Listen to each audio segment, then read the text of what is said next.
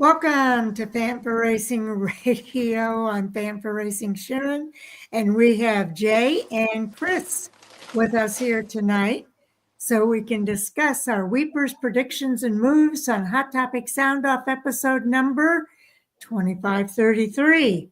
So I think I've got somewhere along the line I missed a number, but we'll go with what this is. But we've got a lot to talk about here. Let's go ahead and start with our usual starting point. How was the racing at Talladega Superspeedway for the trucks, the Xfinity, and the Cup Series? Chris, let's start with you tonight.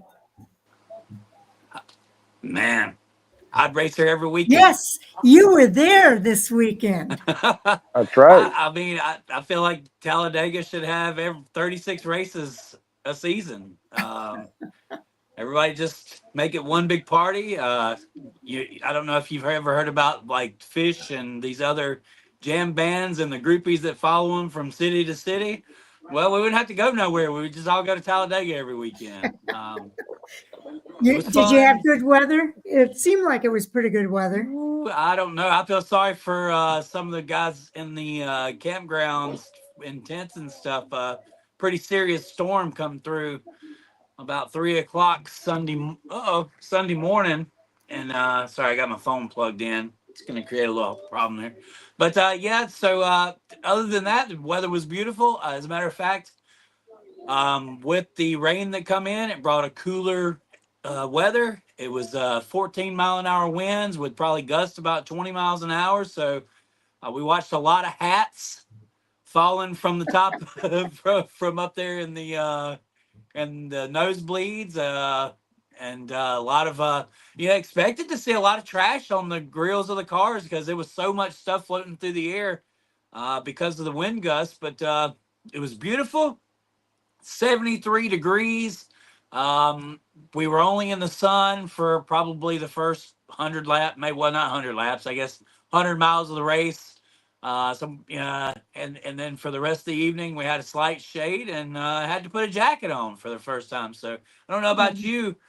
We celebrate down here a little late on the fall weather. So this was really our first taste of fall this Sunday. So it happened right there at the big track. Well, that's cool. And how was the wind? Was there any wind? Oh yeah, wind gusts. Yeah, seriously, serious wind gusts.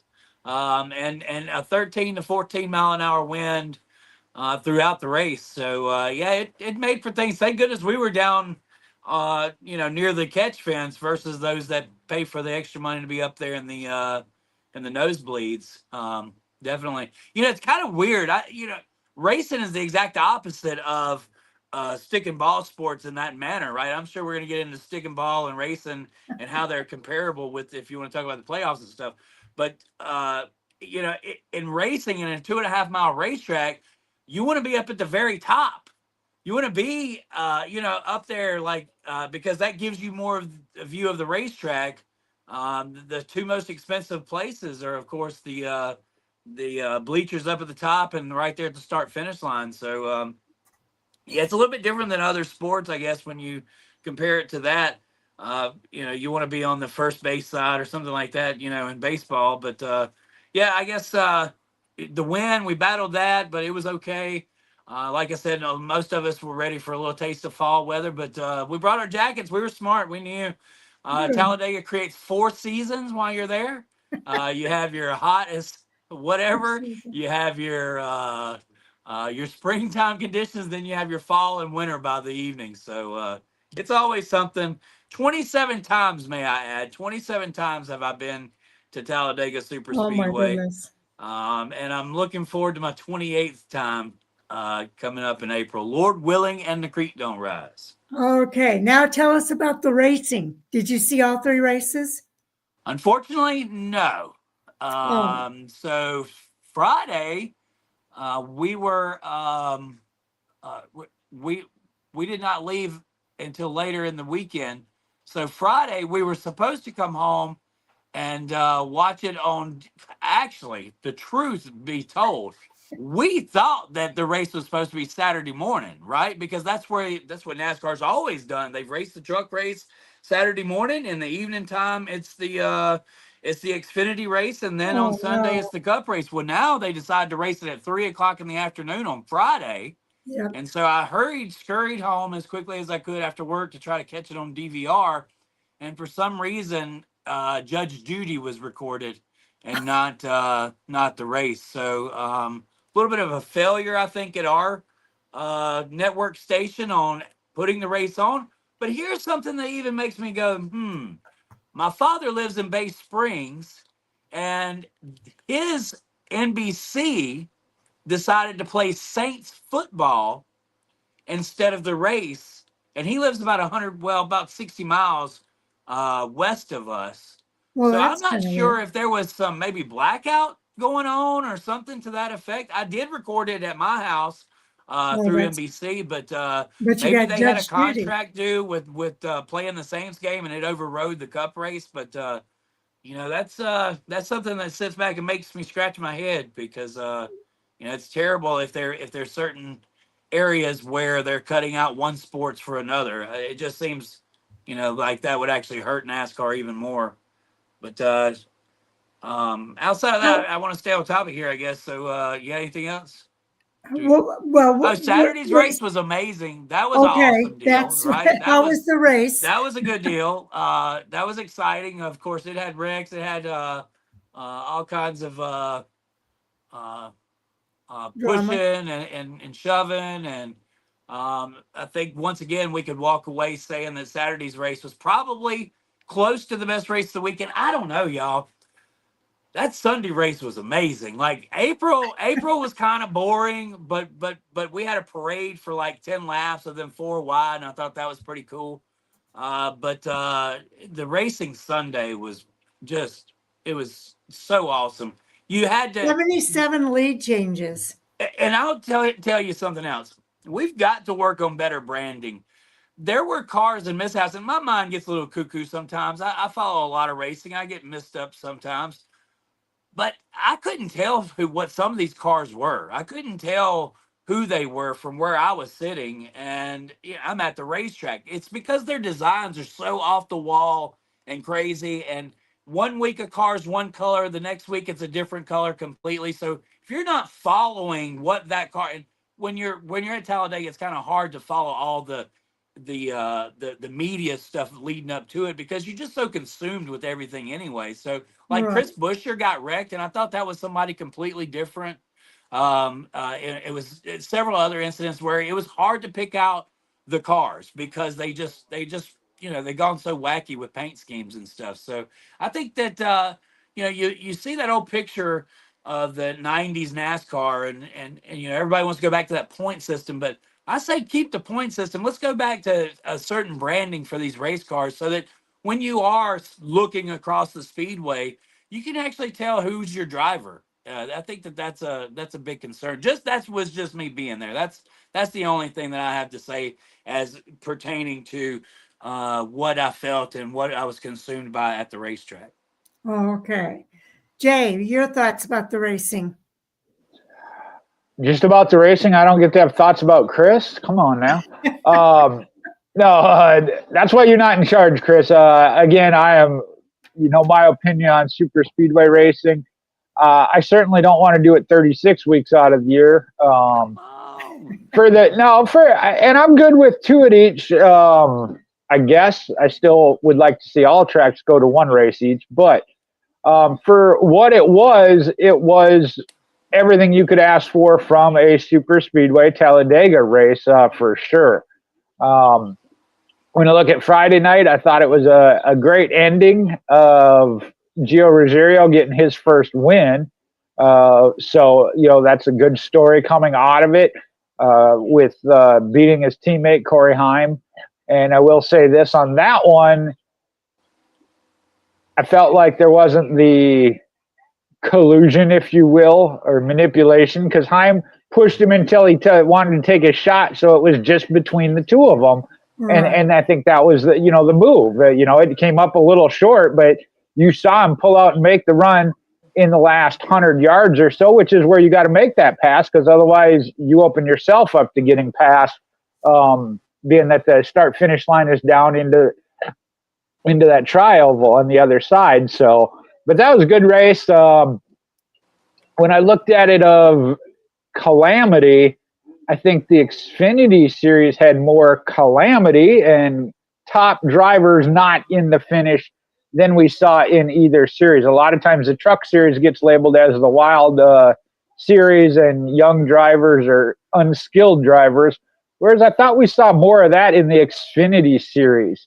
And unfortunately, speaking of DVRs, and I know it when I'm watching it back, you know, there's 30 laps left and my recorder's got 15 minutes left. I know.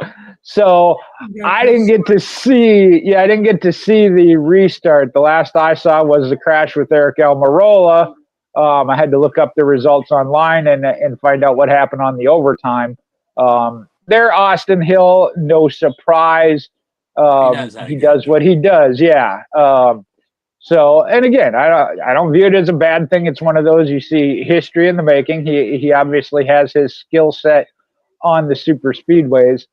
But overall, again, would I say good racing? Being that I'm not as big a fan as Chris is of the super speedway racing, I don't know if I'd use the word good, but it was your Talladega super speedway racing. And I was okay with it. Same with on the Cup side. Yeah, overall, I thought it was a good and entertaining race. I know, again, I just view it differently than others. They say they don't want to see them ride in line, but they want to see them three wide in lines where, again, you really can't pass. I think about it on that final lap, and I don't remember what Kyle Larson cost him, but William Byron on the last lap getting shuffled out, lost 24 positions, 24 points. Larson ran out of gas. Yeah, I know. They didn't highlight how many positions or points he lost because he was to the good, or still is to the good, so they're more focused on Byron. But I'll have to ask Chris that. I know you did in the chat. I don't know that they were cheering that Larson, as a driver, Larson was out. And you'll have to tell me this of how it was. I heard the noise when it happened, but I thought that was the noise when Larson ran out. But was that just the ooh because it happened, or was it that they were cheering that it was Larson who was out? That's what I didn't know. On TV, I mean, you definitely heard the noise, and I know drivers have talked about that. You can actually hear the crowd without a doubt. Shocked. So I was shocked. It was cheers. Like, that's the moment where you realize, like, dirt track Jesus is no more. Like, he's stayed as welcomed at Hendrick, and now he's the villain. Like, now people are tired of Larson, and that's so crazy. Like, you expect the boos. So here's what you always expect at Talladega: Bubba Wallace is going to get booed. It's hand down. You know why? And it has everything to do with the conspiracy there at the racetrack. And I don't think it has anything to do with anything further than that. But what you will hear is boos for Bubba, boos for Denny, and cheers for Chase Elliott. So when Kyle Larson, when they erupted that he ran out of gas, I think everybody was kind of in shock that he was even up there, right? And so when you boo the product, and Kyle Larson's booed the product plenty. He claims he doesn't like that style of racing. I think that those fans took it personal. And when he was out of gas, everybody was like, "Yeah, he's not gonna win." So I don't know. I was shocked in that moment. I took a deep breath. I was like, "Oh my God!" Like, I never would have expected him to get that type of reaction for that situation, because Talladega's really, really close tied to dirt track racing. And, there's a reason why 15,000 fans show up across the street at Talladega Short Track, including drivers, to go race over there. So for Kyle Larson to be not cheered, but whatever that was, it was definitely anticipation of celebration. I mean, I don't know. I maybe y'all heard it different. I was there. There you have it, Jay. Yeah, for me watching it and from the broadcasting perspective, like I said, it was more the situation He did get down below the line and out of the way because it could have been, the ugly take out the field. I would have to agree. We've seen that in the past where somebody runs out of gas and creates a big one. He got out of the way, and again, didn't anticipate it because they said you should be able to, all the teams should have been able to finish that one in one overtime and then be tight. So they did run out a little early. The one thing then there at the end, the mix up with William Byron, which happened as they crossed the start finish, it'll lead into another hot topic. I do want to see if they go to a championship 4 races, want to see a super speedway in it. But that question is Talladega too much of a wild card when it comes to your championship 4? But I thought it was overall a good race, entertaining. Chase Briscoe has become one of my favorite drivers, and that's because when he gets out, and I had to back up and watch it to see because of the smoke he did during the burnout, but he got down and he knelt down next to the car before he got on top and got with the crowd. And that's a good fit there with Joe Gibbs Racing, without a doubt. And I was happy to see it. I think he is one of those, and I think Taz put it in there, of the latter half of the season, really been one where people were starting to say, hey, he could be the dark horse in this. There isn't necessarily big 3, but the top contenders, and then Chase Briscoe, right? So I think it's going to be an interesting race at Martinsville as well as then Championship 4. So I appreciate what Talladega is and what it brings. Again, I'm not going to say it's bad, and I want to see it go away, but I certainly don't necessarily want to see more than what we got with 4 of them. 6 if you count the 2 Atlanta races. Right. I thought the racing all around was very good. I did not get to see the Truck Series race. But when I heard that Corey Heim didn't win, I was kind of surprised. And then I saw that he came in second and that it was teammates pushing teammates. So I thought that was all right. I was happy for Gio Ruggiero. He has been knocking on that door. And so he finally got his win, which is really cool to see. And a second place for Corey Heim, I think, is still good. With regard to the Xfinity, I did watch the Xfinity Series race as expected. Austin Hill, I kept telling my brother, because we watched these races together, Austin Hill's probably going to end up winning this. He's really good on these super speedways. And sure enough, he did.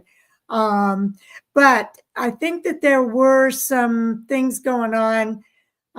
There was good, hard racing going on, maybe a little aggressive at times.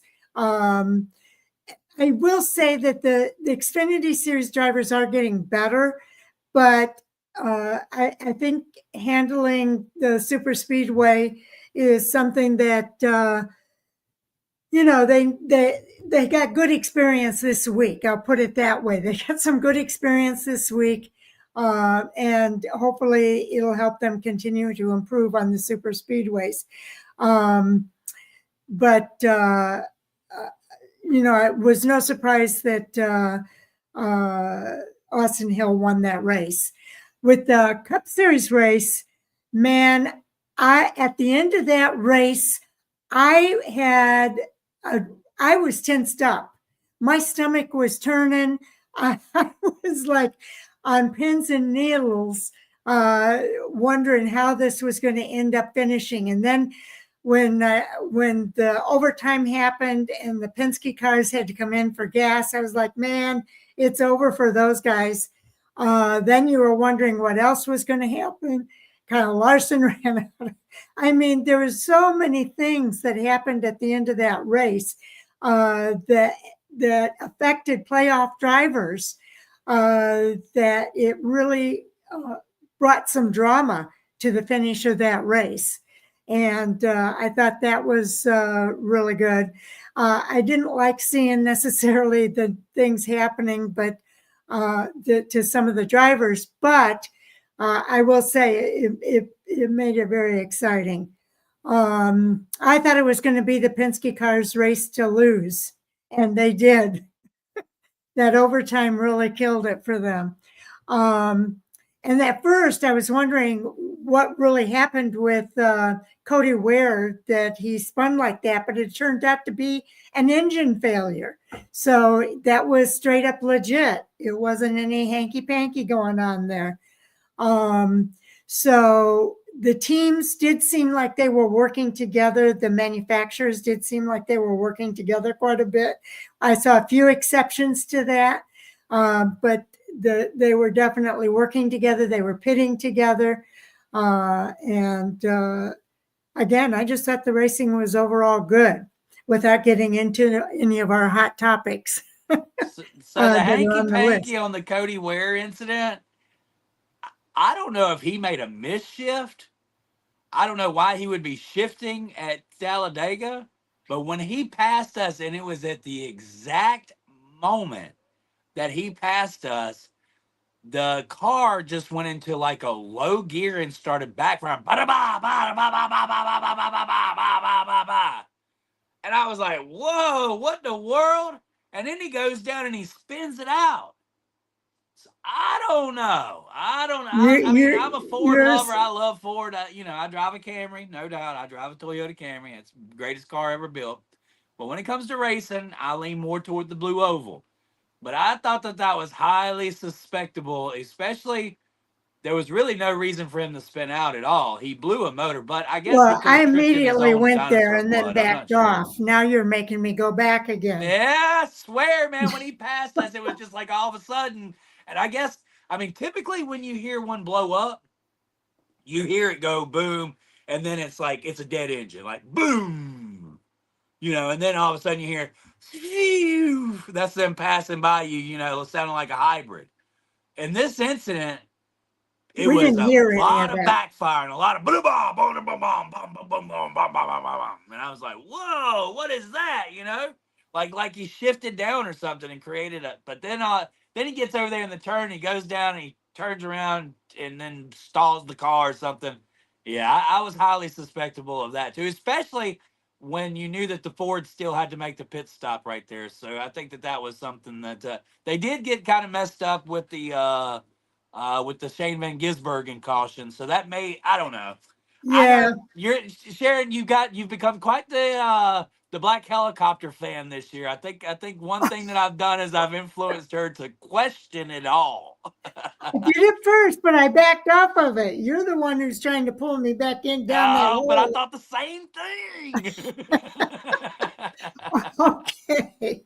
Anything more that you want to say about the racing itself? I mean, Austin Hill real quick. It's not that he's that great. And he is great. He is great. Like you can't deny that. I think he's making it. I think he's hurting their feelings. I think that the Xfinity drivers have really lost their confidence on how to get around that guy. And it's like once he gets out, they're all just like, well, he's going to win, And I think I think it's gotten in some of their heads. If we could get some people to get up there and race him and try to get beside him, I think that would the opportunity would be there to win. He's not unbeatable, but Austin Hill has one thing figured out at these super speedway races, and he uses that to his advantage, and I think it intimidates the rest of the field. As for the I'm just so terrible at names. I don't even know how I become an announcer because I'm terrible at names. I swear to God, I'm like that skit, the AA Ron skit, and D Nice. I don't read names properly. But the guy that won the truck race, I felt like that was the Brenden. What was his name? Brenden Jones. What was his name? Let's Go Brenden. Oh, Brenden Brown. No. Yeah. The Let's Go Brenden guy or whatever his last name was. What was his last name? Brenden Brown. My son. I thought it was Brenden Brown. Yeah. So it kind of feels a lot like that. Like they didn't give this guy any. They didn't really give him any media attention. He was like a second guess win or something to that. And I hate that. I hate that they make it like it's unimportant to win your first NASCAR race. But it is. It is very important. It was important for Brenden Brown, and of course that got turned into something completely. Now the kid's out of the sport entirely. This guy's worked hard. Yeah, he might have showed up with a truckload full of money to get the ride, but I think all first-time winners should be celebrated. And that's the one thing. I get in trouble sometimes for being over the top, for being more pro racer, I guess, in the announcer's booth. But I've only been accused of that when it's been the first time winners. And I don't care who you are. It should be celebrated when you For win. sure. And if you've worked hard to get that win, if you put everything, all your ducks in the right place, and maybe Jay feels the same way I do. I get over enthusiastic for somebody who I know has worked hard to get there. And this guy, he's done what he's supposed to all year long. He's teammates with the guy who's won all the races this year. And so just to see that and all, it was very disheartening to know that people were undermining his win as if it wasn't important. Trevor Bayne, to this day, Trevor Bayne is still considered the 2011 Daytona 500 champion. Doesn't matter that David Reagan went up there and dropped down the bottom line before he should on the restart, and they penalized him, and that gave Trevor Bayne the opportunity to go win the race. I mean, that's it doesn't matter what happened for him to win the race. The fact of it is he's a 2011 Daytona 500 champion, and I think that all winners should be celebrated. They've worked hard. Doesn't matter if they showed up with a buttload of money or they raced 1 million races before they got here. Shane Van Gisbergen, celebration every single time he's in victory lane. People want to undermine it.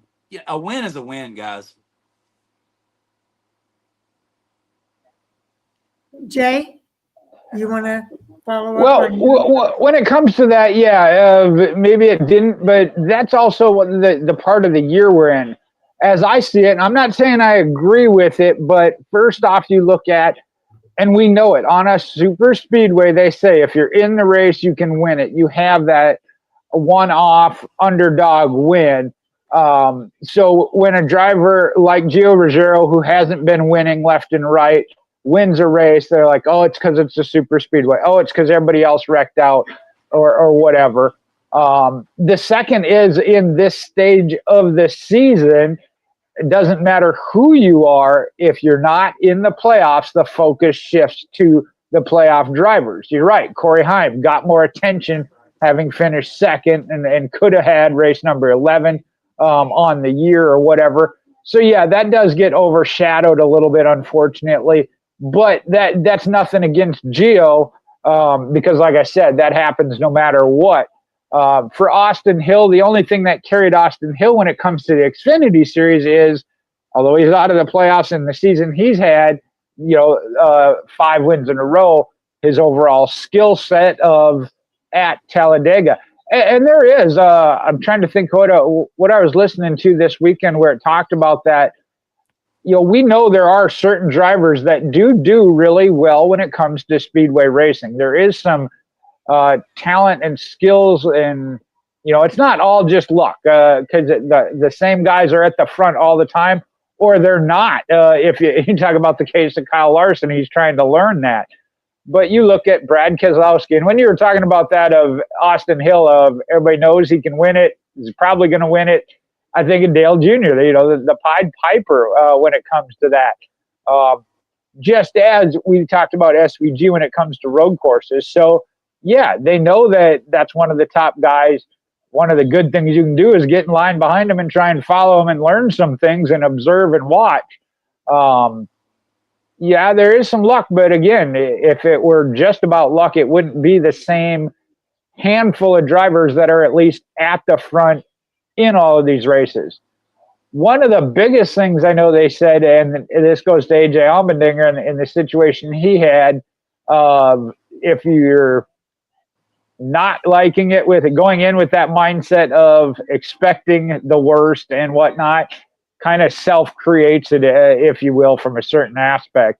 Not that he did anything wrong or whatever, but a lot of drivers have talked about that, of you have to have that mindset. It was Brad Keselowski, because he's the one that was saying of just the positive mindset going into it, regardless of what happened last time. You might have been upside down. but still coming in with a positive mindset changes how you perform a little bit. But overall, like I said, for Speedway racing, I thought it was good of that. And there was a lot of different storylines to watch and outcomes with it. And I will say this, Sharon hit on it. You don't get that at other racetracks for the most part. You don't know who that winner is going to be, even 100 yards from the start finish line, because it could change. It could be 3 wide. It could be a shuffle up at the front and somebody from 8th on back ends up winning. So yeah, from a strictly fan perspective of what's going to happen, absolutely. And again, we got that, I think, in all 3 races. I agree. We did get that in all 3 races. And the one thing to remember about Austin Dillon, just like Eric Almirola, is that he's racing for that owner's championship. So he's out of the he's out of the championship for the driver, but he's still in it for the owner. So we'll see what happens there. But I'm sure that is on their mind. They want to go after that championship for the owner and see how that goes for them. He's in the championship from that perspective. So it is going to be interesting to see what happens next week at Martinsville, because we've got a lot of situations where drivers are in must-win scenarios if they're going to get into that next round, the championship 4 race at Phoenix. And I think it's going to be some good hard racing. And in some cases, like Team Penske, you've got 2 really good drivers that have won at that track before that are going to be racing against each other to get that win, because they're both in must-win situations. So they're going to be looking out for themselves. Where they were working together at Talladega, I think that all goes out the window when we get to Martinsville. But I think you're right. The storylines are plentiful. There was a lot to watch in this race, and keep your eye on throughout the entire race. It kept us going. And I got to tell you, I really enjoyed the stages too, because in the stages is where they were racing to get those extra points.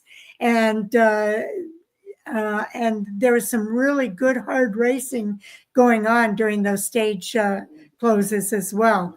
And I hope we don't lose the stages in the future, as well as I'm with you, Chris. I really think we need to keep the playoff system similar to what we have. I'm open to some changes for the championship determination, but please don't take it away. I keep hearing there are a lot of people that want to go back to the full points, and I'm really having a hard time understanding that, because I think we've got a lot going on that is positive with the way it is set up now. But that's another discussion, and I don't want to get straight too far. Can I do a quick follow-up, Sharon, there? When you talked about the stages, I think Superspeedway is one of the very specific reasons stage racing, the points during stage racing came into play. Because it was about, you run good all race, something happens in the last 5 laps, 1 lap or whatever, and everything you've done all day means nothing because you get wrecked out. I think that your super speedways, knowing we can have the big one at any point, and we do typically see towards the end of a race, was one of the big factors in that of, hey, they ran good all race, let's reward them with some points throughout. So I think super speedway racing is one of the factors that played into that. So, and I'm with you. When that changed, I was one of those of, that's kind of weird. It's different. It don't make no sense.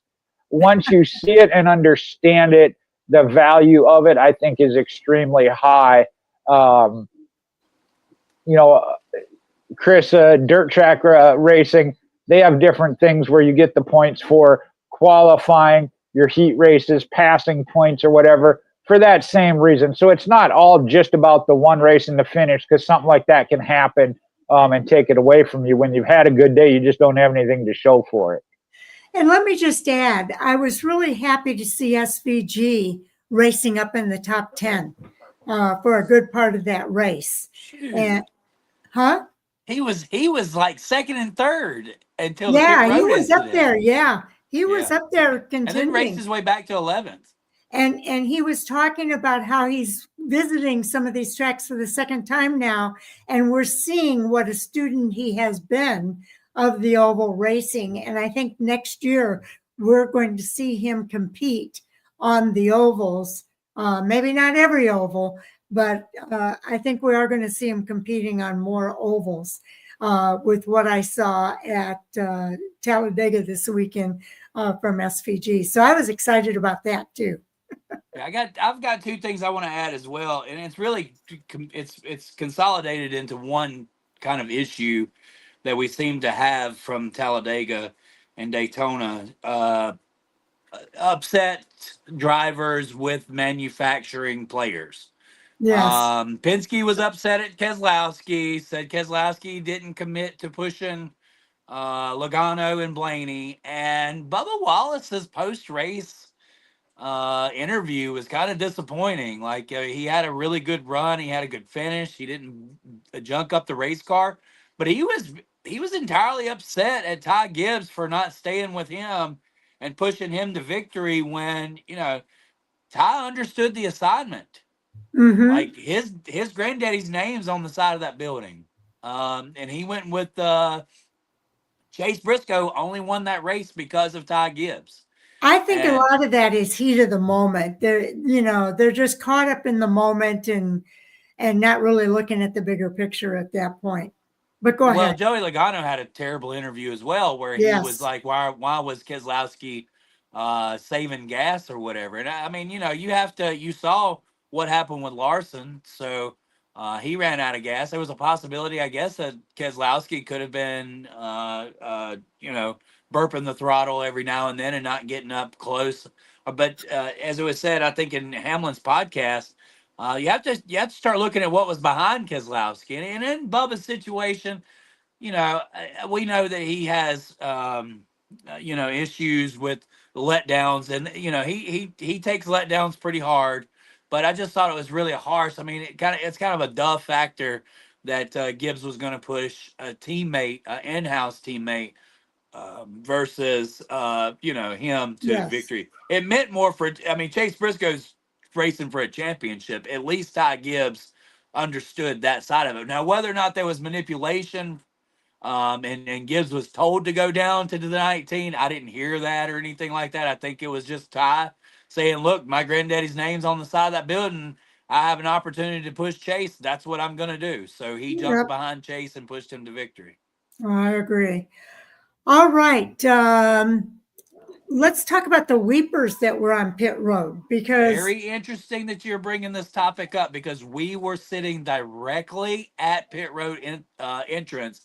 As a matter of fact, where we sit, the helicopter is sitting directly from us, and that is at the beginning where they come in to go towards pit road. So I'll let somebody else go, and then I'm going to tell you what we only later found out. Oh, okay. Jay, I was going to start with you on this one. The weepers on pit road, it made it difficult for SVG when he was coming down to pit road there. Yeah, initially on the broadcast. Now I want to give a shout out to the broadcast of owning their mistake. When it initially happened, they're like, well, that's what happens. You got a road course racer trying to do his braking thing on a super speedway. And they said they heard on the radio that he hit water, and they're like, dude, there ain't no water there. They went back and they found it, saw it. Now, the one thing was everybody else was coming in that half a lane lower. So, yeah, maybe from an experience standpoint, he was up that half a lane, but the weepers were certainly there. And they had talked about that, I guess, with Christopher Bell was the one in the Xfinity booth the day before. They talked about what happens if it rains overnight or into that. So they knew that that could happen there in that spot. And there again, the experience of these guys that have been there before, been through a rain race at Talladega, a track drying situation. So they were prepared for it. And like I said, when you looked at it, he was. The left side tires were right on the line where everybody else was below it, so that when you brake, you were beneath it. Unfortunate, but like I said, the broadcast said, "Hey, there is water there," and they said, he races in the rain on a road courses. I'm sure he is well aware of it. If he hit water, he knows that feeling. So went back and gave him props for, hey, we kind of said it was you not knowing what you're doing, but really did. And then Chris already mentioned it, and Sharon, you hit on it. Recovered to finish 11th. I don't have stats as far as what his average running in the race was, but it was in the top 10. And then go back to Bristol, where he got his first oval top 10 a couple of weeks ago, best finish. I think you're right, Sharon. I mean, his prowess on the ovals is coming around. They talked about that of him and Ross Chastain working together. I'll teach you road course race and you teach me oval track. So I do think that next year he's going to get in based on road course wins, but he's going to be in contention on these oval tracks. So look out. Overall, I will say this too. Think about how disastrous that could have been with the way it happened. He was kind of at the tail end of it, the group that pitted. But I just think about Christopher Bell, like, how do you get hit from behind by a car that's spinning, with the speed they had or whatever, to get thumped in the back and looking, it's a car backwards that's hitting you. Like, how are you backing into me? That was mentioned on the broadcast that Christopher Bell was saying, what the heck is going on? Be like, that car backed into you. What? So long time, Talladega, seats in the same place. We watch all the time. There's always incidents coming onto pit road at the racetrack. I mean, it's typical. It happens almost every race. We can go back and film and look at that. So when that happened, we don't have the luxury of broadcast television. We have Jumbotron that's in front of us, and we have the house commentators, which is MRN. So the MRN did not pick up on that, that it was weepers. When it first happened, I think that most of us chalked it up. Look, Van Gisbergen was hauling way too much tail coming in there. Let it slip. She jacked it around. It is what it is. Then when Cody Ware blew his motor, all of a sudden the track drying trucks come out. And one of the sweepers come out. And I looked down and I was like, oh my gosh, there's moisture right in front of us. And I was thinking, well, my goodness, it must have been Cody Ware. It must have been oil coming out of the car, right? It was weepers. And I was like, oh my gosh, that's weepers. And so then it made perfect sense of why Shane Van Gisbergen lost control there. And I went back and watched part of the broadcast or whatever, and Jeff Burton was, he was clearly saying that, this is a road course racer, blah, blah, blah. But, and that irked me because there's been, 10 out of the 19 times there's been an incident on pit road of cars coming in because just the speed velocity is so fast and they're trying to get all of it. As a matter of fact, I believe at one of those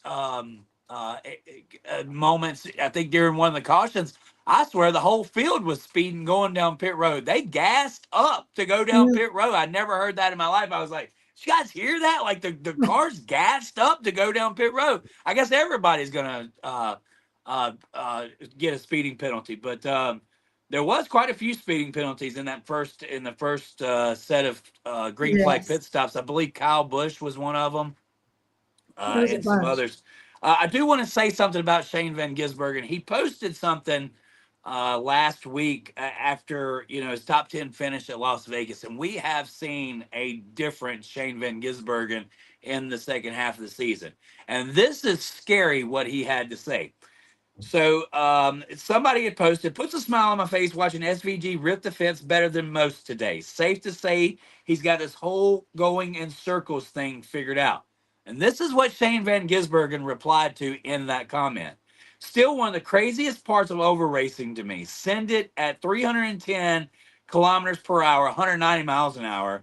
missing apex on purpose, heading to the wall, hoping an imaginary grip strip air pocket is going to save you from hitting it, then hearing the exhaust echo off the wall as I hold you off of it. Wild. This guy's got it figured out, y'all. I think so. Cup champion next year. I'm saying it right here on Fan4Racing. Yes. Just go to a NASCAR race. If you want to get charged about NASCAR and what it's about, just go to a race.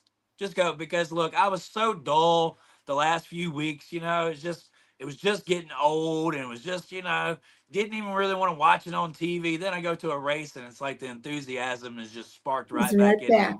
It's so awesome. Like that's what our sport does.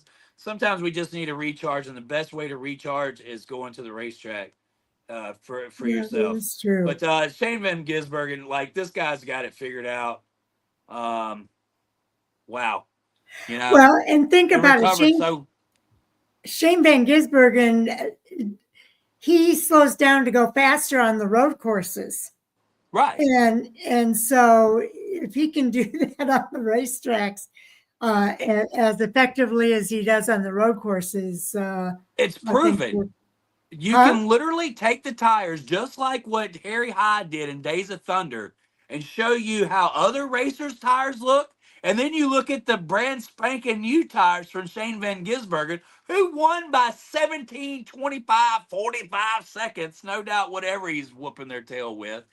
And there's no wear at all on his tires because the guy's just magic. He works what he's given. He somehow lives in a ball of inertia and just knows how the frequency works and takes that car in and out of each corner. So to figure out that at mile and a half speedways, you got to throw everything out the window about driving a race car and literally, like you said, miss the apex on purpose.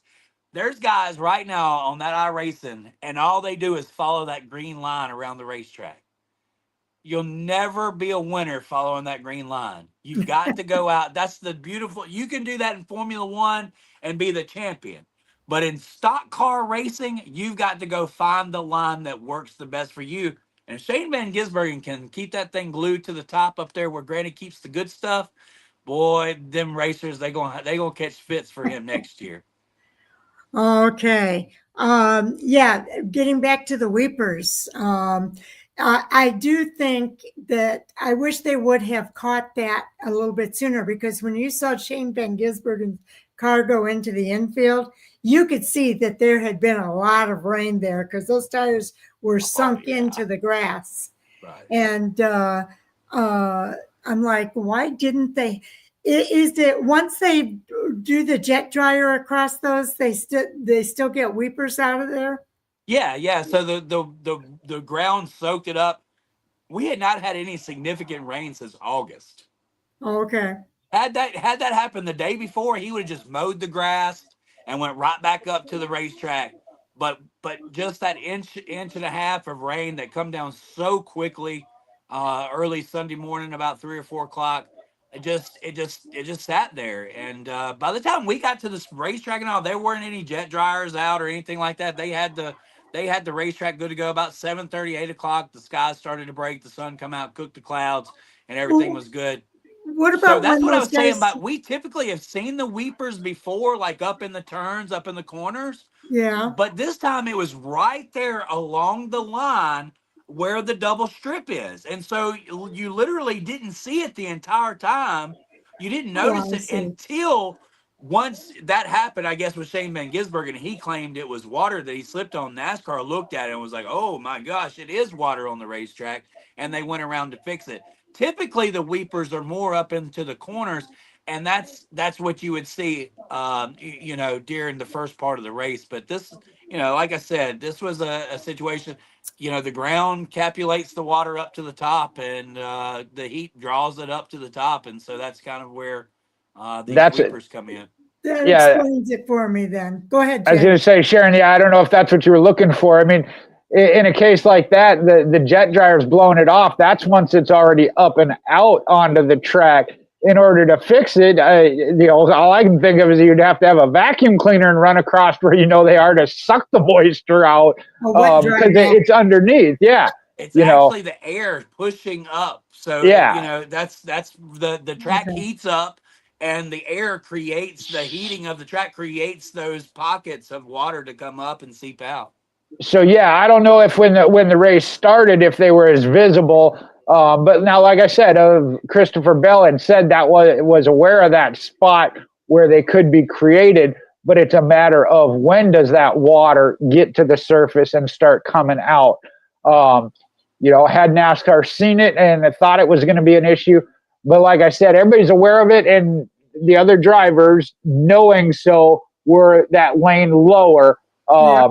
Had the weeper not been there, SVG wouldn't have spun out coming onto pit road, probably would have lost a tenth or two as far as time, or had to get on the brakes harder because he's a little bit higher and carrying a little more speed. And as Chris mentioned, we see that because, again, every tenth or two that you can get a little more aggressive, whether it be straight coming to the line and then stomping on the brakes and refiring, they're doing all kinds of different things just trying to maximize those tenths. So there too, even if you were to say, oh, you got in a little hot, well, that's what you got to do, because that's how you get that tenth or two when you could do comparative times. All right. Well, that does answer my question. I was wondering, well, why didn't NASCAR see that and do something about that before somebody was slipping and sliding in it? It just kind of pops up there with the heat. It's a sign. It's a science, and dirt track racing is where it happens a lot. It's how you get the moisture in the racetrack on a humid night. The heat kind of brings up the water from the surface. Right. If your track doesn't dry slick, which is the blackening of the racetrack, then you'll have a tacky racetrack, and that's where you're literally pulling moisture out of the bottom of the soil up to the top of the surface. Gotcha. And that's where they say it's hammer down. Yeah, baby. That's where you get some of that traction. Okay, well, let's see here. I think I'm going to go on to the next topic here. And we're going to talk to Jay first here. Right. Ty Dillon on pit road. Yeah, with the tire. What were your thoughts there? Or wait a second, is it your turn? Or is it? Yeah, let Chris go first. Okay, let Chris go first. It's your turn to go first, Chris. Yeah, I didn't know nothing about it until today. Oh, okay. But Ty Dillon, I mean, what we clearly seen was Ty Dillon throw his hand out the window every time he was going to pit. But I guess, I mean, I don't think that he was trying to harm the guy. I don't think so. I just don't know. You just kind of wonder what's going on in Ty Dillon's head, right? If this is not something that maybe, you get into one situation, you're like, oh, okay, that just happens. And then this week he almost hits a pit crew guy. Maybe he's just worried about his ride. There's been a lot of things that's been going on. But that was a bad situation. It could have been worse. There was a guy underneath the race car. I know, he was under the wheel well. Oh my gosh. When he was hit by that tire, and he got up and yelled, and I'm like, I don't blame him for being upset. I'd be upset with him too. Yeah. I don't think he did it intentionally, but his comments on the radio afterward, I think were a little bit premature. Because he should have been looking out for the driver's safety and not worried. He should have been trying to get around that tire, and maybe it was tight in there, but I didn't really care for his comments on the radio. I think that somewhere or another we figured that these guys wouldn't ever do anything like that, but we seen what Ty Gibbs did a few weeks ago by coming into the wall there. I think at Chris Buescher's pit or something like that. Yes, he had a squabble with Brad Keselowski, and then basically tried to what looked like take out a crew member from Buescher. You hope that that's really not going on, like there's nothing malicious or anything like that. But there again, you just have to wonder, like, if he's seen the tire there, what is he supposed to do? Is he supposed to back up? Is he supposed to go around?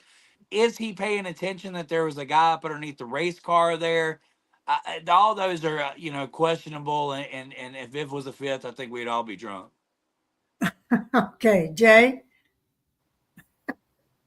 Okay, I'm not sure I want to follow Chris after that, but this is one of those, if you were to take that situation and apply it to different drivers or different circumstances, it'd be, wow, freak accident. How did that happen? The communication, both on the team that was pitting, and I don't, off the top of my head, I don't remember whose car it was that was pitting there. You're pitted. Okay, thank you. You're pitted towards the back of your pit stall, and we've seen that where teams will strategically pit deeper in the box to block that one in. I don't think there was any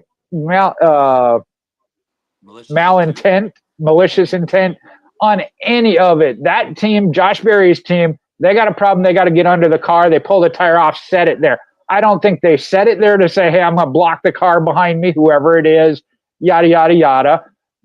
Ty Dillon with the team, again, even from the crew chief spot, he's on the other side, so I don't even know that they see it necessarily. The spotter, again, you can't necessarily blame the new spotter from looking at that of when you're going to come out. They're watching cars that are coming down pit road when you pull out, hey, you're tight in front of that car. One thing I want to say of, they said, hey, that's their pit box. It wasn't interference where you did something in somebody else's pit box. They were within their pit box. Yes. But getting in and out, you don't ever just go in and out of your own pit box because the cars don't drive sideways directly out. They got to go out at a forward angle. So you're always clipping that corner. Even if they were coming around the back of the car to change the tire, we see that where the guy carrying the tire gets hit or the tire gets hit. Just one of those, it's tight pit boxes, So the fact that it was Ty Dillon, the incident we had last week, I think highlighted, and would it happen to have happened had it been Brad Keselowski there? Brad probably would have seen it and said, hey, get him to move that tire, or there's going to be an issue here. Yeah, okay, I get that. But I don't think it's that Ty is a bad driver, or that, again, he's doing anything intentional, or the amount of negativity that gets dumped on him. I feel bad because, like I said, I think that incident, had anybody been pitted behind him, I think that situation would have happened. And I don't think the negativity would have been as harsh had it been somebody else. I'm not sure. I mean, you got to listen to what he said on his radio. That's where I took offense, is what he said on the radio. I think that was kind of a premature statement. And it made me wonder, well, why is he worried about that tire when that guy had his head underneath that wheel well? He needed to be worried about that guy underneath the wheel well and that tire hitting him. That was a very dangerous situation. And safety should always come first. So he said his comment on the radio was something to the effect of, what were they thinking putting that tire there? That should have never been there. And, rather than I need to get around it. And I like what you said about Brad Keselowski sitting there. Brad Keselowski probably would have seen that tire sitting there and said, contact that crew chief and tell him to get that tire out of the way because I got to get out of my pit. And that's being proactive. And a lot of these drivers haven't learned that yet, perhaps, is the best way I can maybe put that. But when it comes to pit road etiquette and dealing with what you do on pit road, safety should be of paramount importance. And it was an extremely dangerous situation. Those tires are heavy. That guy had his head under the wheel well and got hit with it, and he jumped out of there and was pretty upset, and I don't blame him. So just to give another perspective on it. And I agree. I don't think that he had any malintent or anything like that, but his comments on the radio, I think, were uncalled for. I think he should have been looking at it from a different perspective. And maybe that's a learning opportunity for him so that the next time he can be more like the Brad Keselowski would say, hey, there's a tire in my pathway. We need to get that moved. So, you know, I'm glad he wasn't hurt. I mean, I think he probably was jarred, and there might be some aches and pains today, but it could have been a whole lot worse, and I'm glad it wasn't a whole lot worse. Chris, any additional comments? No, not on that behalf of the incident there. I think, you know, it's amazing that this doesn't happen more often. Yeah, you're right. You know, it's back in the day. You know, back in the day, they didn't even have pit road speed. So, and the guys didn't have helmets on. They didn't have. There's so much safety precaution that, you know, we're able to dissect that this was something that doesn't happen every weekend. Thank goodness. So when it does happen, we're glad and thankful for the precautionary things that are in place to keep these drivers safe, even when they're in danger. Jay, any more you want to say? Yes, indeed. I look at it, I think back, you know, talking about going back in the day, I mean, there was some intentional things. I saw a documentary on Junior Johnson when he learned to swing the jack around the front of the car, trying to sweep the legs of the crew in front of him. You know, that was an intentional thing. And there are little things, again, how they get into their pit box, how they get out. The one thing, and I will defend the team of the number 10 team, specifically the driver. If anything, I think it would be more on the team and the crew as a whole, not the driver necessarily. Now, Brad, being the experienced driver, and I don't know how it is in this next-gen car, you could even see from the driver's vantage point that tire until you pull out and it's there. Do I think that could have been prevented? Yes. If I were NASCAR looking at it, though, I would look at the 21 team. Hey, I understand you got that tire. You know, a team has to clip the corner of that box in front of you. Don't put something right there, you know. And again, look at it from both sides. Is that team thinking about that? Did they take that tire off and go, I'm going to set this here to block them? No, I got to get under the car, get the tire out the way. Let me go at this. Like I said, call it a perfect storm the way it all played out. But as a driver, if you know, hey, when I pull out, I got to clip the corner of the box in front of me. Well, so does the team behind me then. So why is it on them? Are there things to learn from this, safety-wise? Absolutely. Absolutely. But I don't think it ought to all get put on, and it seems like it's directly at Ty Dillon. That's where I have the issue. Now, his comments after... His comments are the reason why. And I understand that, but go back to, again, the heat of the moment. Think about what drivers that got out and said, oh, so-and-so pushed me. Well, first off, they got pushed, then hit you. Wasn't even their fault. You know, it goes, it's a building scenario. And that's what, and I understand, like I said, last week with what happened, ugly situation. Hopefully, well, obviously did get addressed because there was a new spotter for that team this week. Mm-hmm. So, yeah, are there things that can be learned on both sides? Yes. Is it all Ty Dillon's fault as the worst driver ever? No, just like I said. No, I don't mean to say it's all his fault. I'm just saying I didn't care for his comments. I think about compared to it's heat of the moment. I look at it kind of like the SVG thing. When it happened, what did they do? Oh, it's a road course racer. He doesn't know how to handle himself. You know, oh, wait, there's some other factors here. Yeah. I think when you look at it overall, there were some things that could have been done better on everybody's part in knowing, like I said, hey, a car's got to come through here. They're not going to drive out sideways or shouldn't have to back up.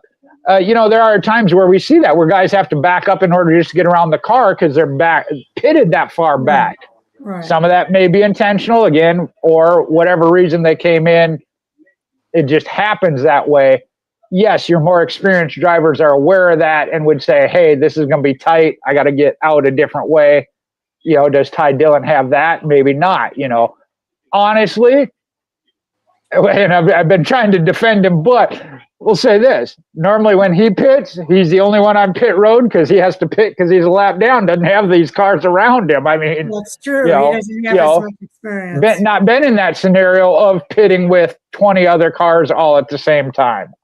That's a good point. All right. I'm going to go ahead and move on now. A lot of movement, a lot of moves going on within NASCAR recently. We'll start with Jeff Stankiewicz is leaving Grant Enfinger, which surprises me because they have been together in the ARCA days, in the, through his truck series career.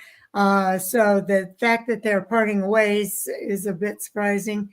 And then he's going to the competition side at Tricon Garage as they continue to build their organization there. They're looking for him to be on the competition side. So, hey, Sharon, can I jump in here real quick? CYTY commented that there was, and I didn't see this, that there was a pit crew member trying to direct Dillon around the wheel, so they were trying to work him around. They were trying to. Thank you. Yeah, I didn't see that either. And then All Sports All Day is on here as well tonight, so good to have you guys on here. Yeah, CYTY. Thank you.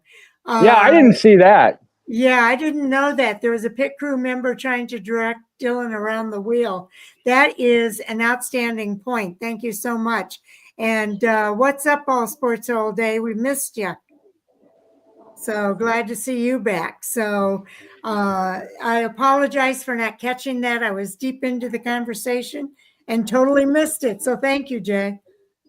Okay. The next topic was... yeah, I didn't mean to get you off track there, but I saw those popping up here. Oh, there we go. Garage on the competition side. So I wanted to get your guys' thoughts about it and go from there. So Jay, I think it's your turn to go first this time. Oh, all right. I guess I got to take this one as the first one. Everybody's got to do what's best for them, for their career, for their life, for their situation. I hate it for Grant Enfinger. He's one of my favorite drivers, good guy from New Hope, Alabama. And I know it was tough on him. And we didn't get told why at the time, as far as he was choosing to step away from Enfinger's team. Now, if he said he's going into a competition side, maybe that's, a little less road time, I think, is generally the case when it comes to that versus being a crew chief on the road all the time. Don't know, and I'm not going to try and speak for that. I will tell you this. When you have somebody, and I think that speaks to the caliber of person that Stankiewicz is, if you're a top guy, and we'll talk about this with the Xfinity Series, Jim Pohlman. Is that his first name? I honestly, I wasn't sure on that. But anyway. That's Justin Allgaier's crew chief. Yeah. But when you got a top guy, they're going to be recruited to other teams or looked at by other teams of, hey, can we get this guy? He'd be a good fit. And from Tricon's garage, that was their post, was another piece of the puzzle that's what they need. So, yeah, they went out looking, in this sport of, I'll call it fair game. But if you can lure somebody away from another team, it happens, So I don't blame him. Again, there's a lot of different reasons it could be happening this way. I hate it for Grant Enfinger. I'm excited for Tricon Garage because I think that they got somebody in there that can help elevate that team. I mean, again, Tricon Garage is already pretty much at the top level. To get that much stronger for that organization could mean trouble. But so I'm happy to see it. And like I said, I think it speaks to the quality of individual that Jeff Stankiewicz is.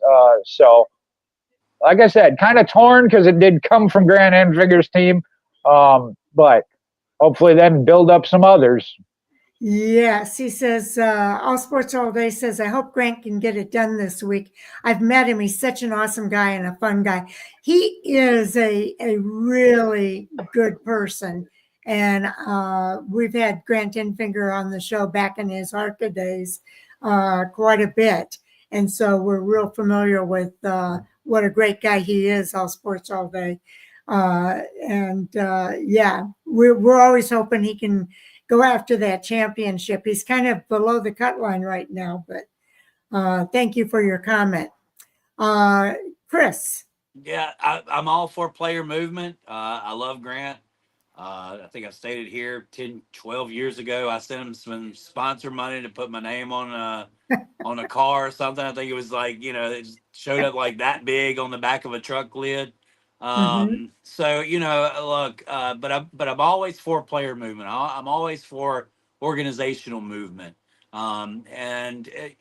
Being in an industry for a long time, you get kind of stagnant at your job. And look, I have the best job in the whole world. 14 years I've been able to talk under a microphone. But there's also a lot of things that are in the dirt track business that I kind of wish I dabbed in a little bit more. I've been so focused on one job. So given the opportunity for him to go and do something else, it's great. The player movement, player activity. He's got a chance to grow his wings.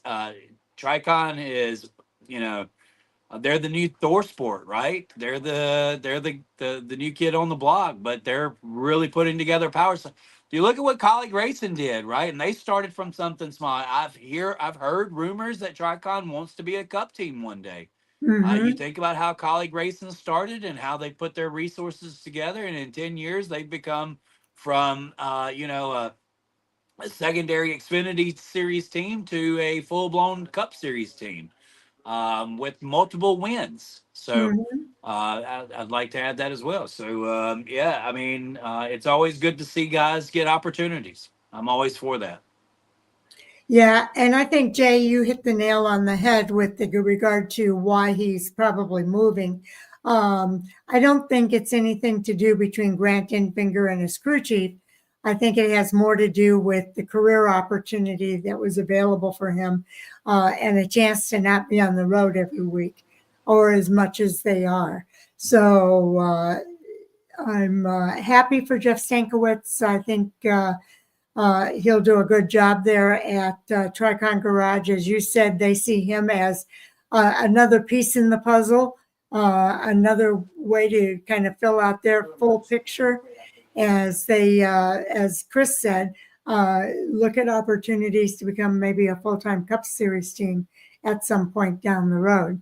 So All Sports, no, you said that, Jay. I thought All Sports said that.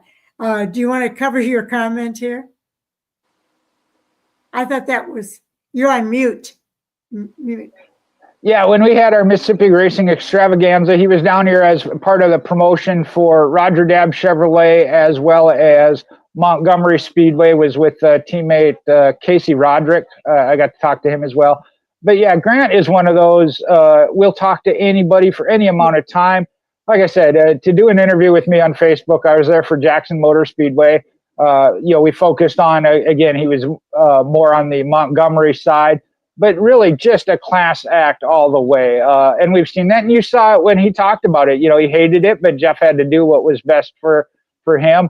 Talk about that Tricon growing into what they're becoming, that opportunity. Again, whoever you're working with, if you have the opportunity to go work with Hendrick Motorsports or Team Penske, you got to look at that opportunity. Yeah. So, like I said, don't fault him at all. I'm sure it stings for Grant, and I'm with All Sports All Day. I hope Grant can get it done at Martinsville. He did not have the best Talladega weekend, if you will, from the racing aspect.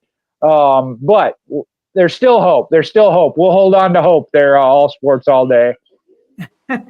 Absolutely. Okay. So I thought, I think anything more you wanted to say there, Chris? Not on Jeff, no. Congratulations on your opportunity. Yeah, congratulations is in order. Okay, Jim Pohlman to Richard Childress Racing. That's Austin Allgauer's crew chief. He's now working. He'll work with Justin throughout the rest of this season, but next season, he is going to be moving over to Richard Childress Racing and working with Kyle Busch. So, Chris, your thoughts here? Junior Motorsports, the farm league of NASCAR. That's what you do. You go over there and you work for Junior Motorsports. You work hard. You put in the time. Their created effort over there, top grade. I mean, you couldn't get any stronger of a powerhouse team than Junior Motorsports. This is where success and opportunity come together. It's past success and an opportunity to do something even bigger. And unfortunately, I just don't think it's going to be enough.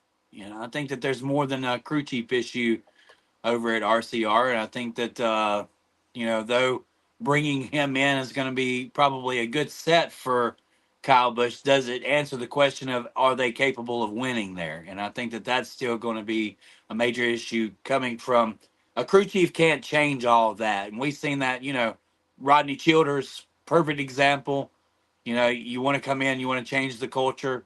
I'm not sure if this is the guy that can come in and change a culture, right? I mean, he's fairly new to the game, so a little greenhorn himself.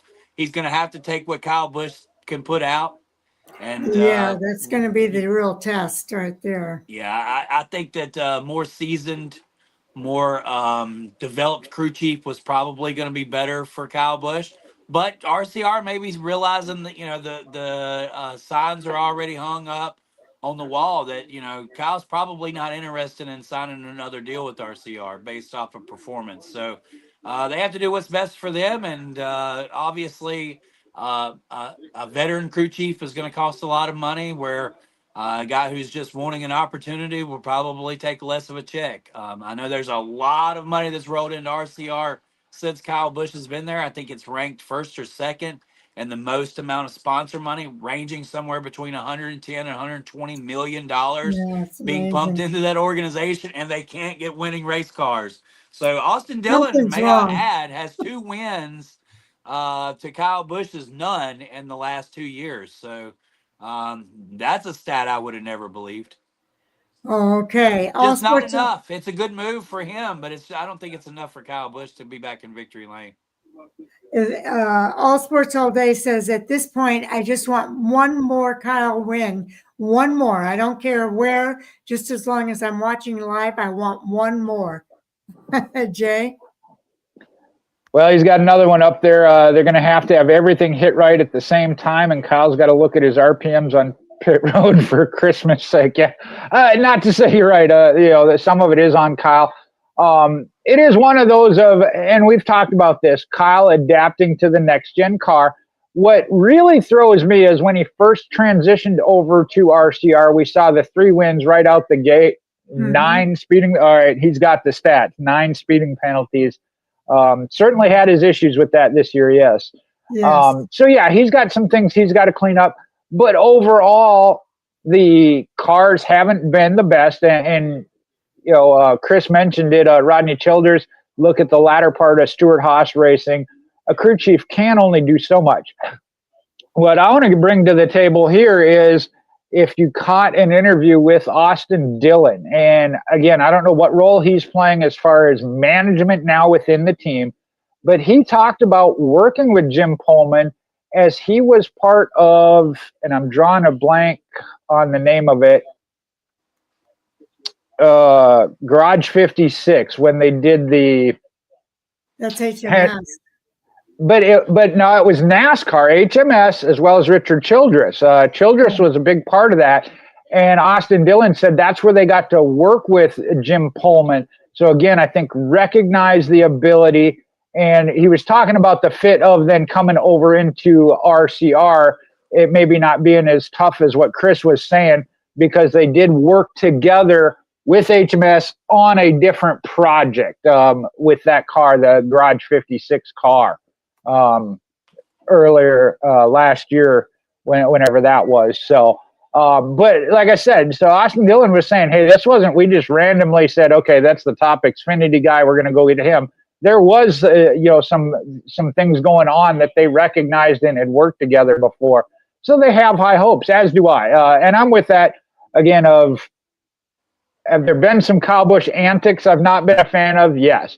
Do I recognize the talent that he brought? Again, we're talking about some of these young kids now. You got to remember that was Kyle Busch, and he stayed at that top level for a long, long time. And you hate to see any driver go through that kind of slump, as it were.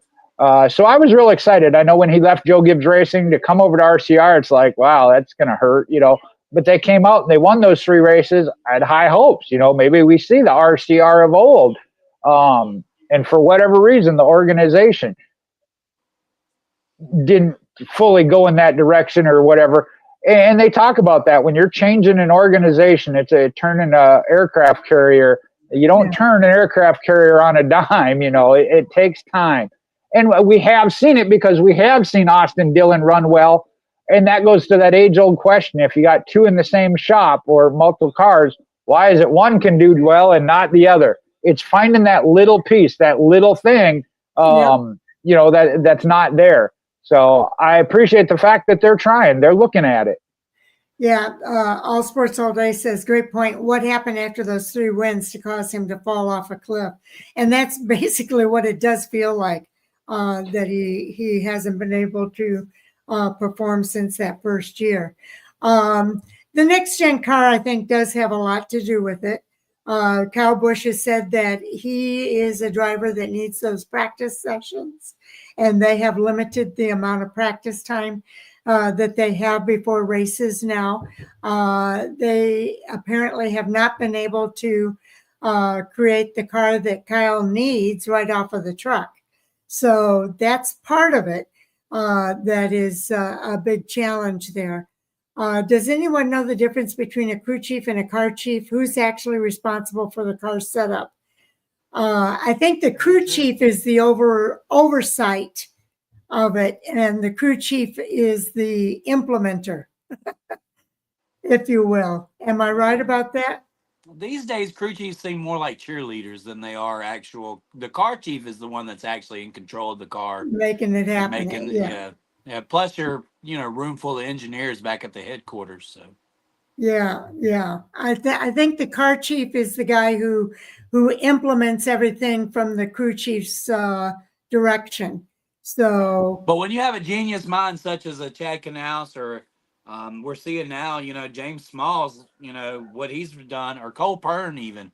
Cole Pern, what they did over at Furniture Row, he was the car chief. He was the man behind the plan. And so sometimes you have those crew chiefs that can change an organization, but it takes the resources as well, and it takes them to be in the right spot. I'm with, I believe it was All Sports All Day. Most of us fans are earning for Kyle Busch to get that win again, because it is terrible. It's the Jimmy Johnson factor. Like, we can compare that to when Jimmy, now he stinks, and it sucks to see Superman deflated. Yeah, I think that's where we're at now with Kyle Busch. And All Sports All Day is adding, crew chief is also the final step to making sure the car passes inspection. So he once they implement everything according to his direction, the crew chief then goes in and looks everything over and makes sure it's correct and that they're going to meet the inspection process. Meant to say car. Crew chief says car passes. Yeah, I want to jump in there. It is the car chief. Manages the car itself. Yeah. But the crew chief is overall responsible for the team. Yes. And a lot of times what you see is a car chief that also shows the people skill, as they get that knowledge as car chief, then you move up to the crew chief role. So you may be hands-on as far as the car, but you also now have the role of managing your team, the pit crew, the spotter, working with them, the driver more directly, and managing the whole team and the people as well. So yeah, your good crew chiefs, I think, generally were car chiefs or understand that role of it.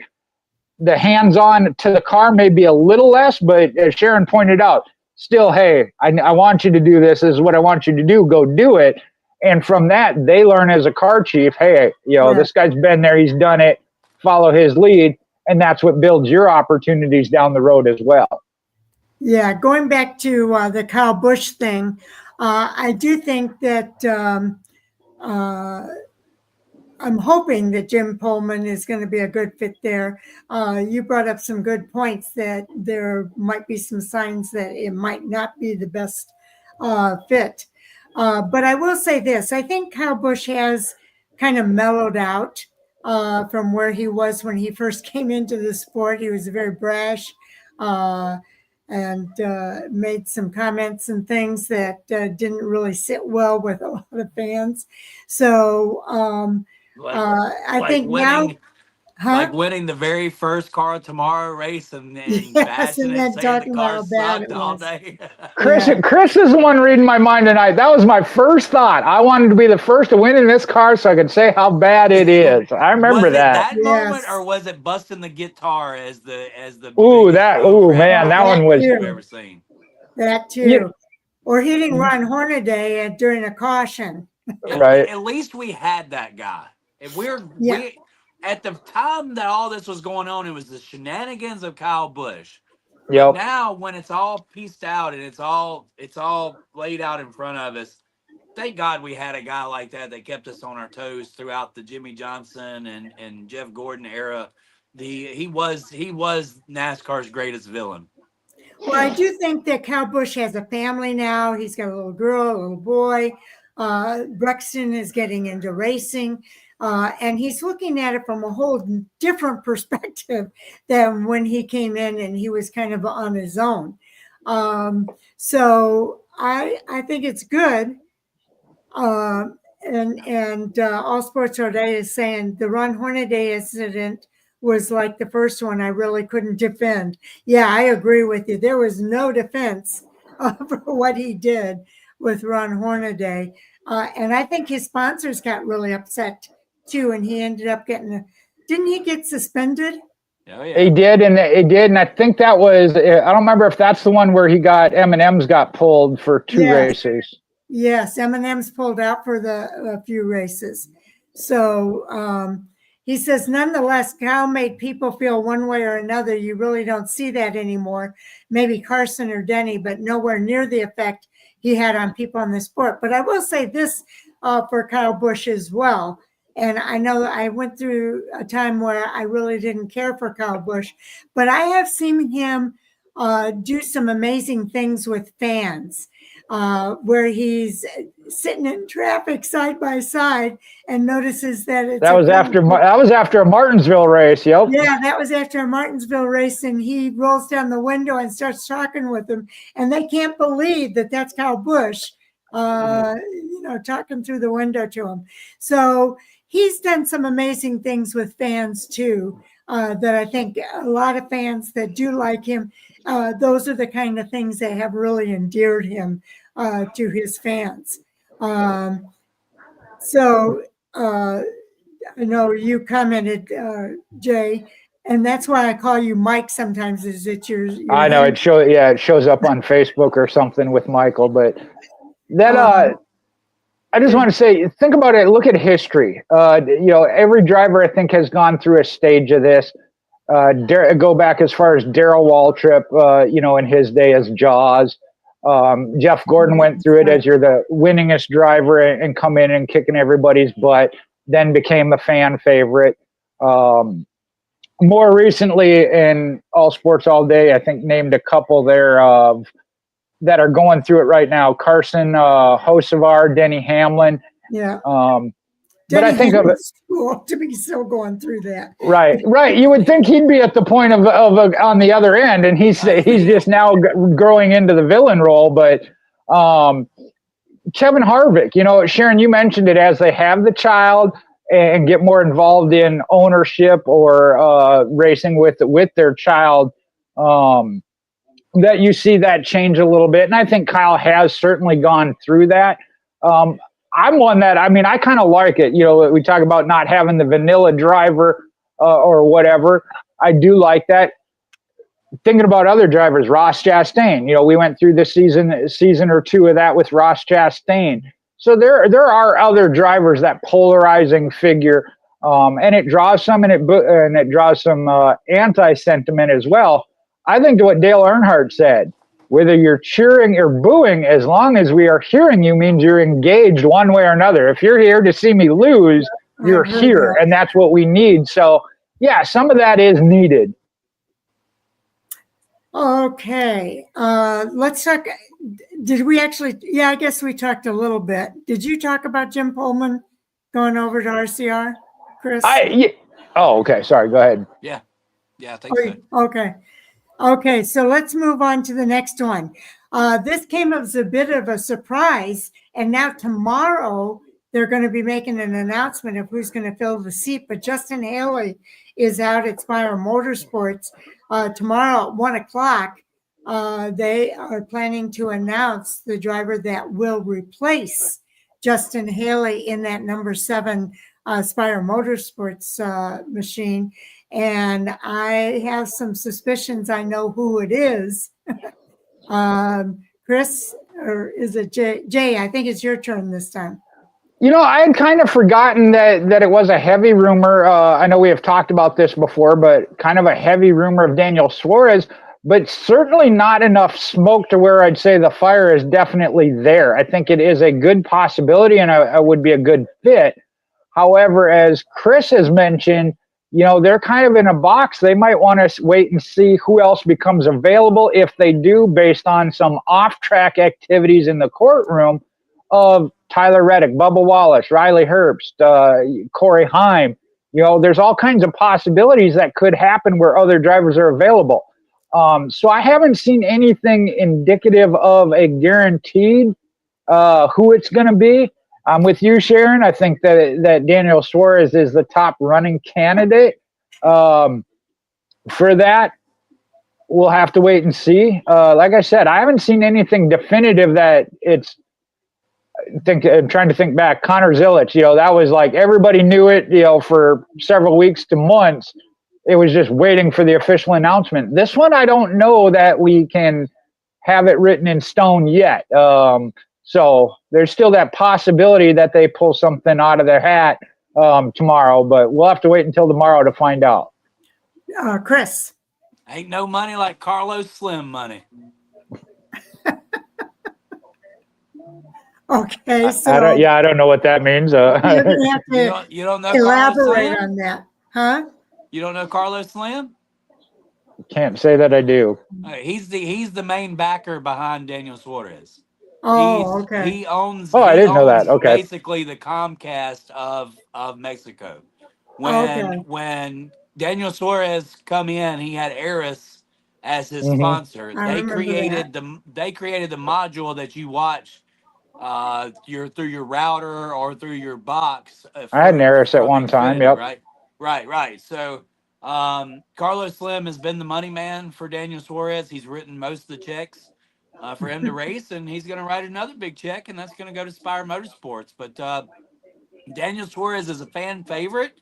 If anybody had a check written for him, I think Suarez is one of those guys. We need international drivers in our sport. We need fans. We need people engaged. And Suarez has been a fan favorite from both sides. It was awesome to see him get that Xfinity win down in Mexico City this year. Didn't work out too well for him over on the Cup side.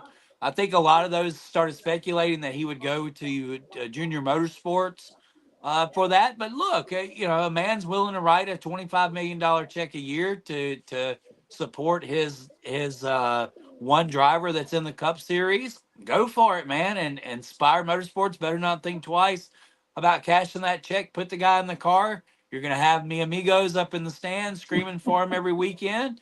And that's cool. Like, that's what this sport is. The opportunity is there. I don't really see anybody else going into the 7 car. I've not heard any rumors.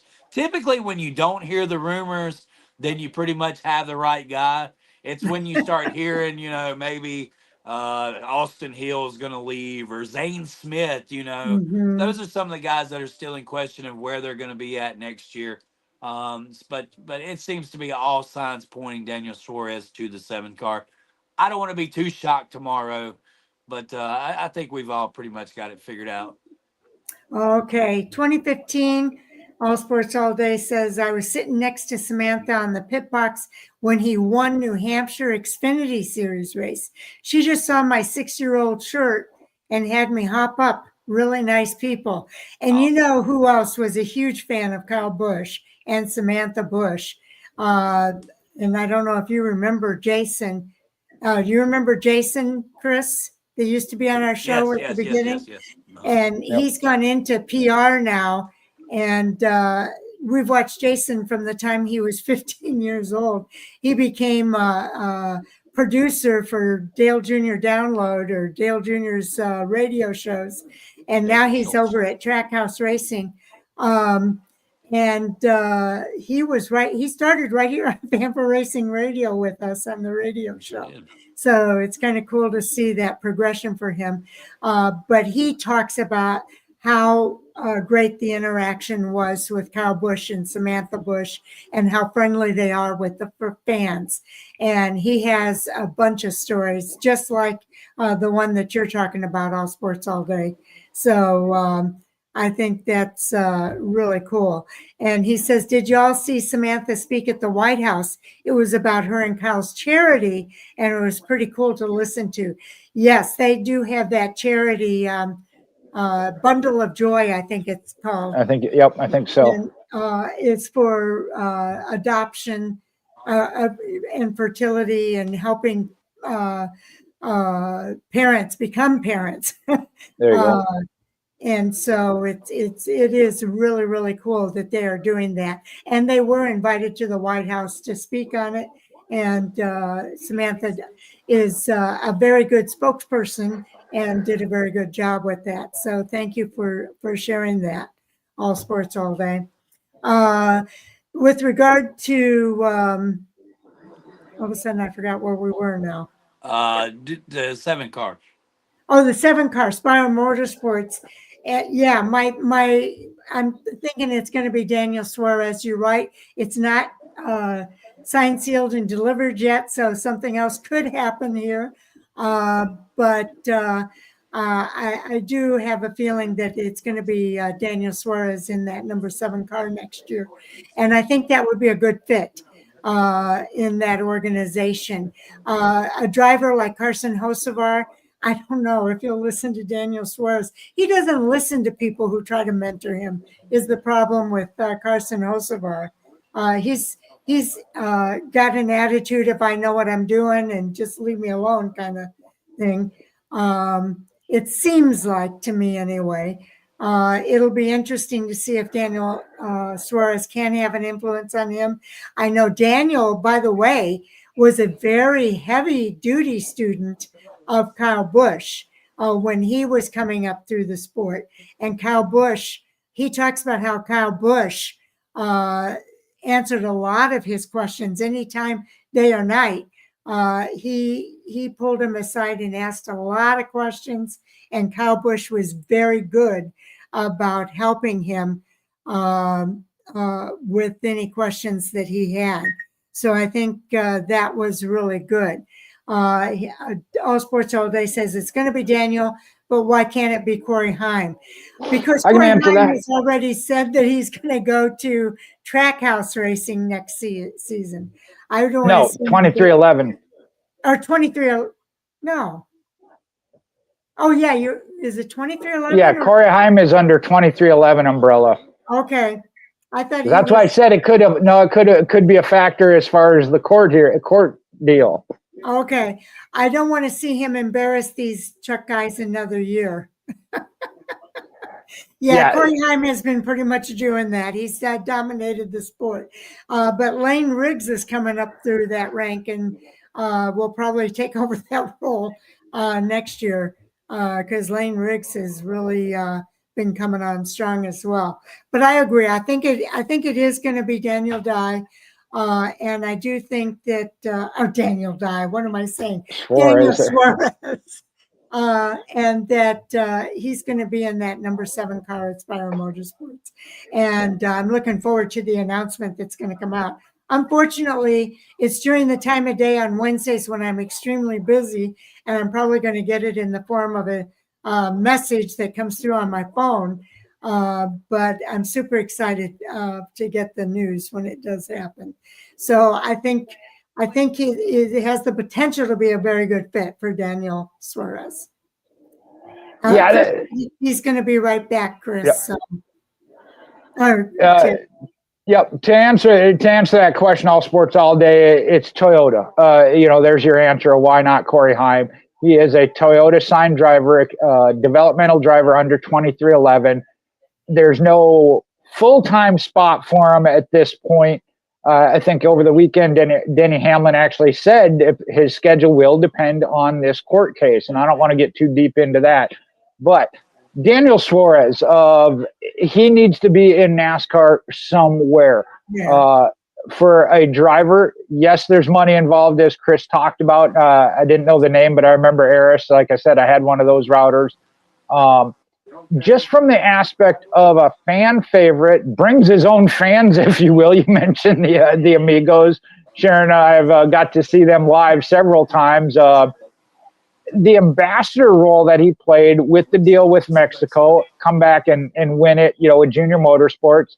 And I know a lot of people linked him there. And would it be a good fit or a good thing for the sport to go back to the Xfinity series and Junior Motorsports? Yes.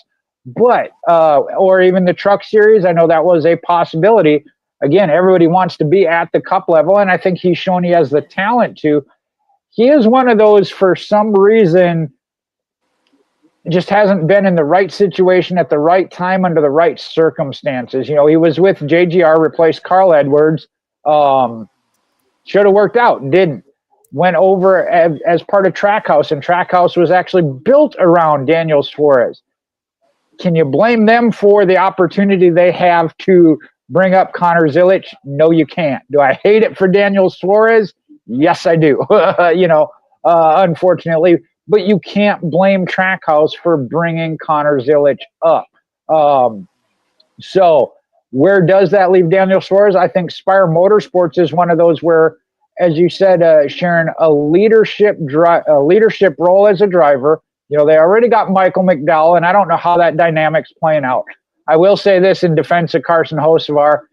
Dale Jr. has said it when he talked about it as one of those, and he's had his couple that have come through Junior Motorsports. But it's easier to pull a driver back and rein them in than it is to push them forward and get them to be more aggressive or speed up. And, so with that, Daniel Suarez is right there, I think, where he needs to be. He can get hot-headed on occasion. We've seen him involved in a couple of incidences. And like I said, you see him winning races, that win at Atlanta last year in the three-wide battle. He's got the talent. Like I said, it's just something in each scenario just isn't quite right. And unfortunately, it seems like he gets shuffled out. Okay. All Sports All Day says, I know why he can't. It's just annoying how he won't be in Cup until at least 27. And I agree. It is a little annoying. But they don't want to go anywhere with that until they know how this lawsuit is going to come out. Chris, you have anything you want to say? Suarez will probably get him a win or two in his career at Spire. It's kind of like the last opportunity. He's done raced with several other teams already. And Spire should be a good fit for him. They're a marketing company as well, right? So they're an agent or whatever. So I guess a lot of factors are going to play into that. Does it make the Spire Motorsports team better? I think so. I think Haley only could go so far, and that experiment kind of backfired on Spire.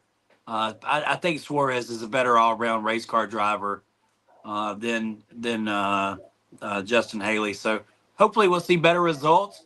I'm telling you, when you got Carson Hocevar, you got Michael McDowell, and then you're bringing in Daniel Suarez, the team looks a lot better than Spire has looked in the past. I know they're still a growing organization, but they're definitely setting their sights on at least some decent finishes. Suarez is always a top 25 driver. I mean, anything he's ever been in. So, and depending on the track, he can be up there mixing it up with everybody. He's a champion. He's an Xfinity champion. I think a lot of people forget that. Okay.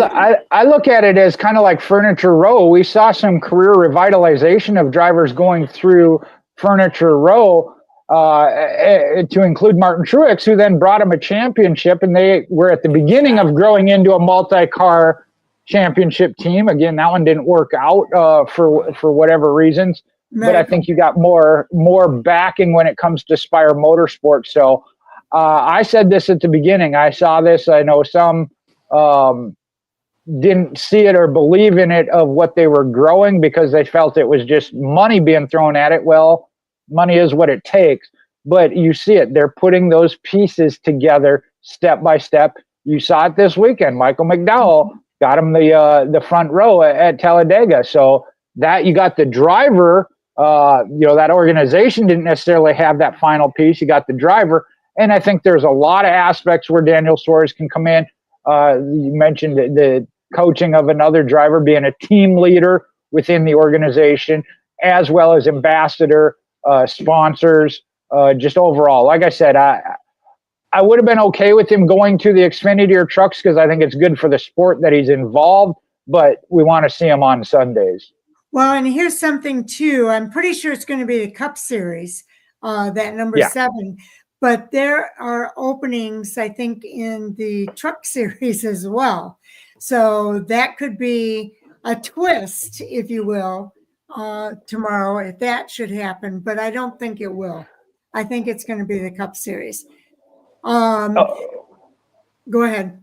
No, you're right, because being that those drivers within the organization, then they get the spot races to fill in the couple of truck races that they fill in. I know there's been talk about the Xfinity. I haven't seen anything on that yet. Okay. The next topic I'm going to bring up here, I'm going to bring up 2 of them, is Kaulig Racing separating from RCR affiliation in 2026. But along with that is Brenden Queen is the first Dodge driver to be announced. So he's been racing the number 11 at Kaulig Racing for a reason, I think. I forget whose turn it is. This is on Chris. Go ahead. Chris, go ahead. Yeah. Kaulig Racing getting kicked out of RCR shop. I think that's Chevy saying, "No, this ain't gonna work." You're not. They look at past experiences with Bill Davis and other experiences. I think you can push it all the way back to Dodge as well. Dodge and Toyota. When Dodge first come in 2000, which they had a truck series from the inception. They had a truck from the inception of the truck series, but I guess Bill Davis kind of sets yourself there of somebody who tried to play both sides and got caught, and there was a big lawsuit because of that. So Chevy come in, nipped that in the bud, and said, "There's no way that you're going to be in this shop and working for Dodge," even though there's no engine involved in this situation with the truck series. But what it does tell you is that Stellantis is coming, and they're coming to the Cup Series, and there's no doubt in my mind that basically Chevy called the bluff and said, you're going to have to find your engine department somewhere else. It's not going to be here. So, and honestly, I think RCR made a bad move there. I do. I think that he would have been. Chevy loyalty is just sickening. I better watch. Better tread carefully here.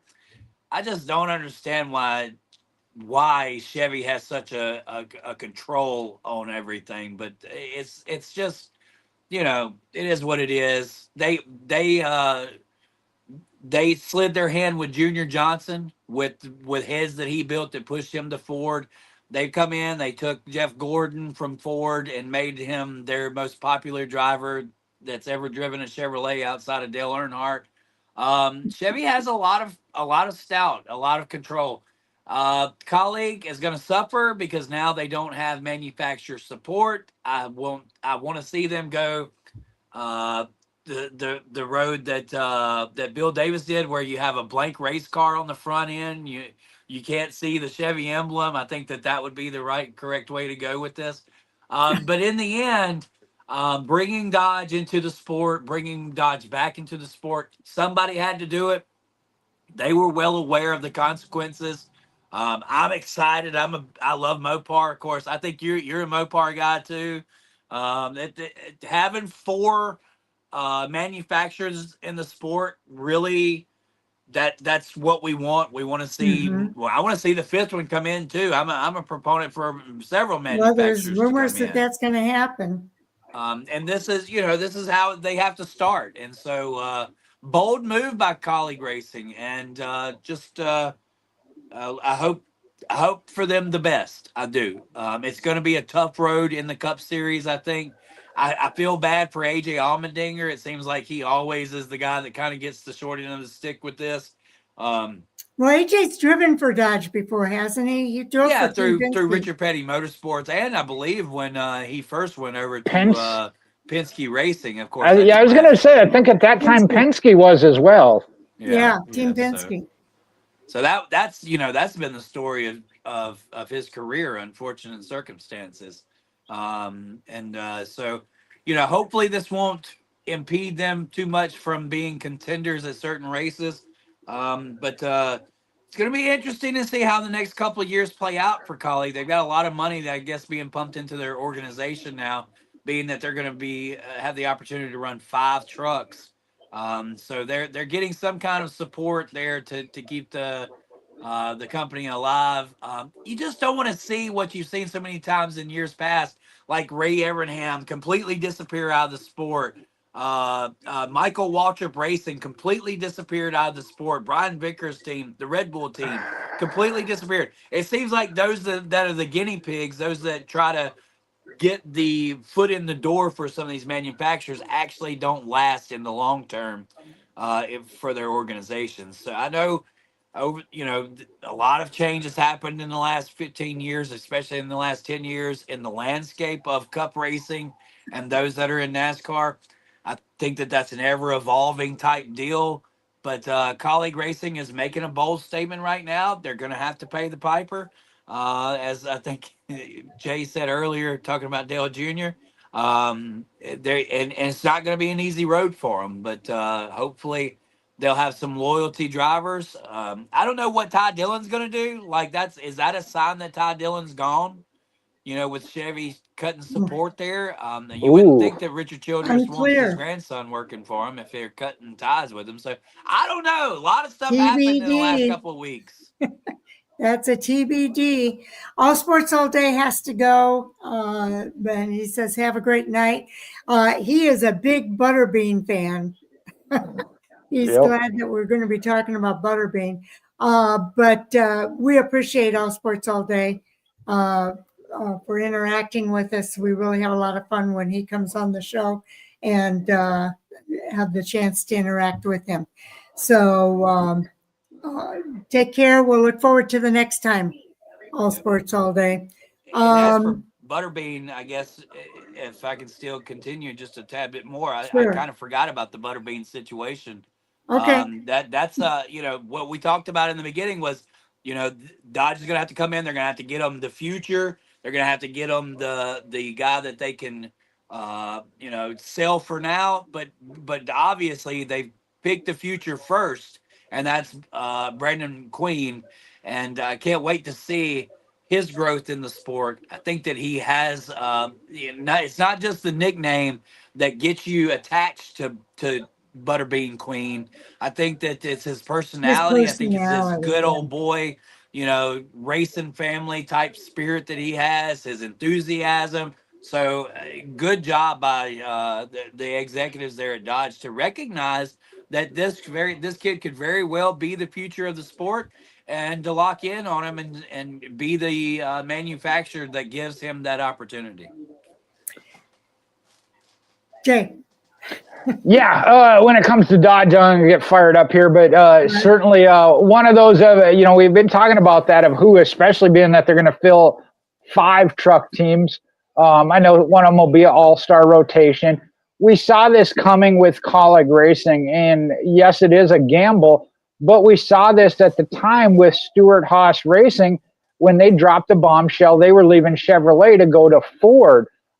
You're going to go from not that they were a third tier team, but third in line under Chevrolet to, at the time, they were the top Ford team. So I think that's where Kaulig has to, somebody, Chris said it, somebody has to be, you're not creating something out of nowhere. Going back a few years ago, I really thought it was going to be Spire Motorsports when we talked about the Andretti name and Dodge connection. That may still happen with Honda, but they seem to be second in Chevrolet paired with Hendrick Motorsports. I heard him called HMS Junior on multiple occasions, which I think is funny. But, there comes a time, and we saw it with Ray Everham again, left Hendrick Motorsports and Chevrolet, that you got to do something for yourself. And I think Kaulig is willing to take that step because they will be, starting next year, the truck team, not a Dodge team. They are the Dodge team. And we felt like that would carry over then possibly to the Cup side. And we're seeing that now with the split from RCR. I think that is an indication and lead into that. I am still excited then of down the road, the future of it when it comes to Kaulig Racing. I think there are some great drivers that they have in the Xfinity right now. Daniel Dye, he's been one of my favorites. If you see him become a Dodge driver of the future, if you will, I'm excited for it. Is it going to be come out, win championship year one? Wouldn't bank on it. I know Toyota did when they came in the trucks. It didn't take them long to exert their dominance. I don't know if we'll see that with Dodge. With Ray Everham, we did, and they definitely did, at least initially. I'll say that with that support. Unfortunately, it waned, and we saw what happened there, and them going away.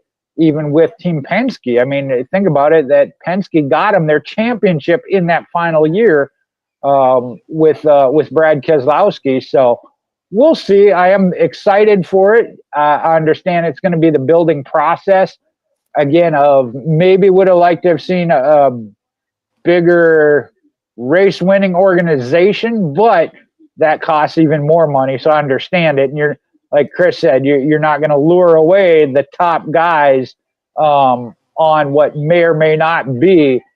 But I think Kaulig is a good fit. And we've seen what that team owner, Matt Kaulig, is willing to put into racing. So I think it's going to be a good fit. I really do. And I'm excited for it. Yeah. Yeah, Jay's been waiting for this.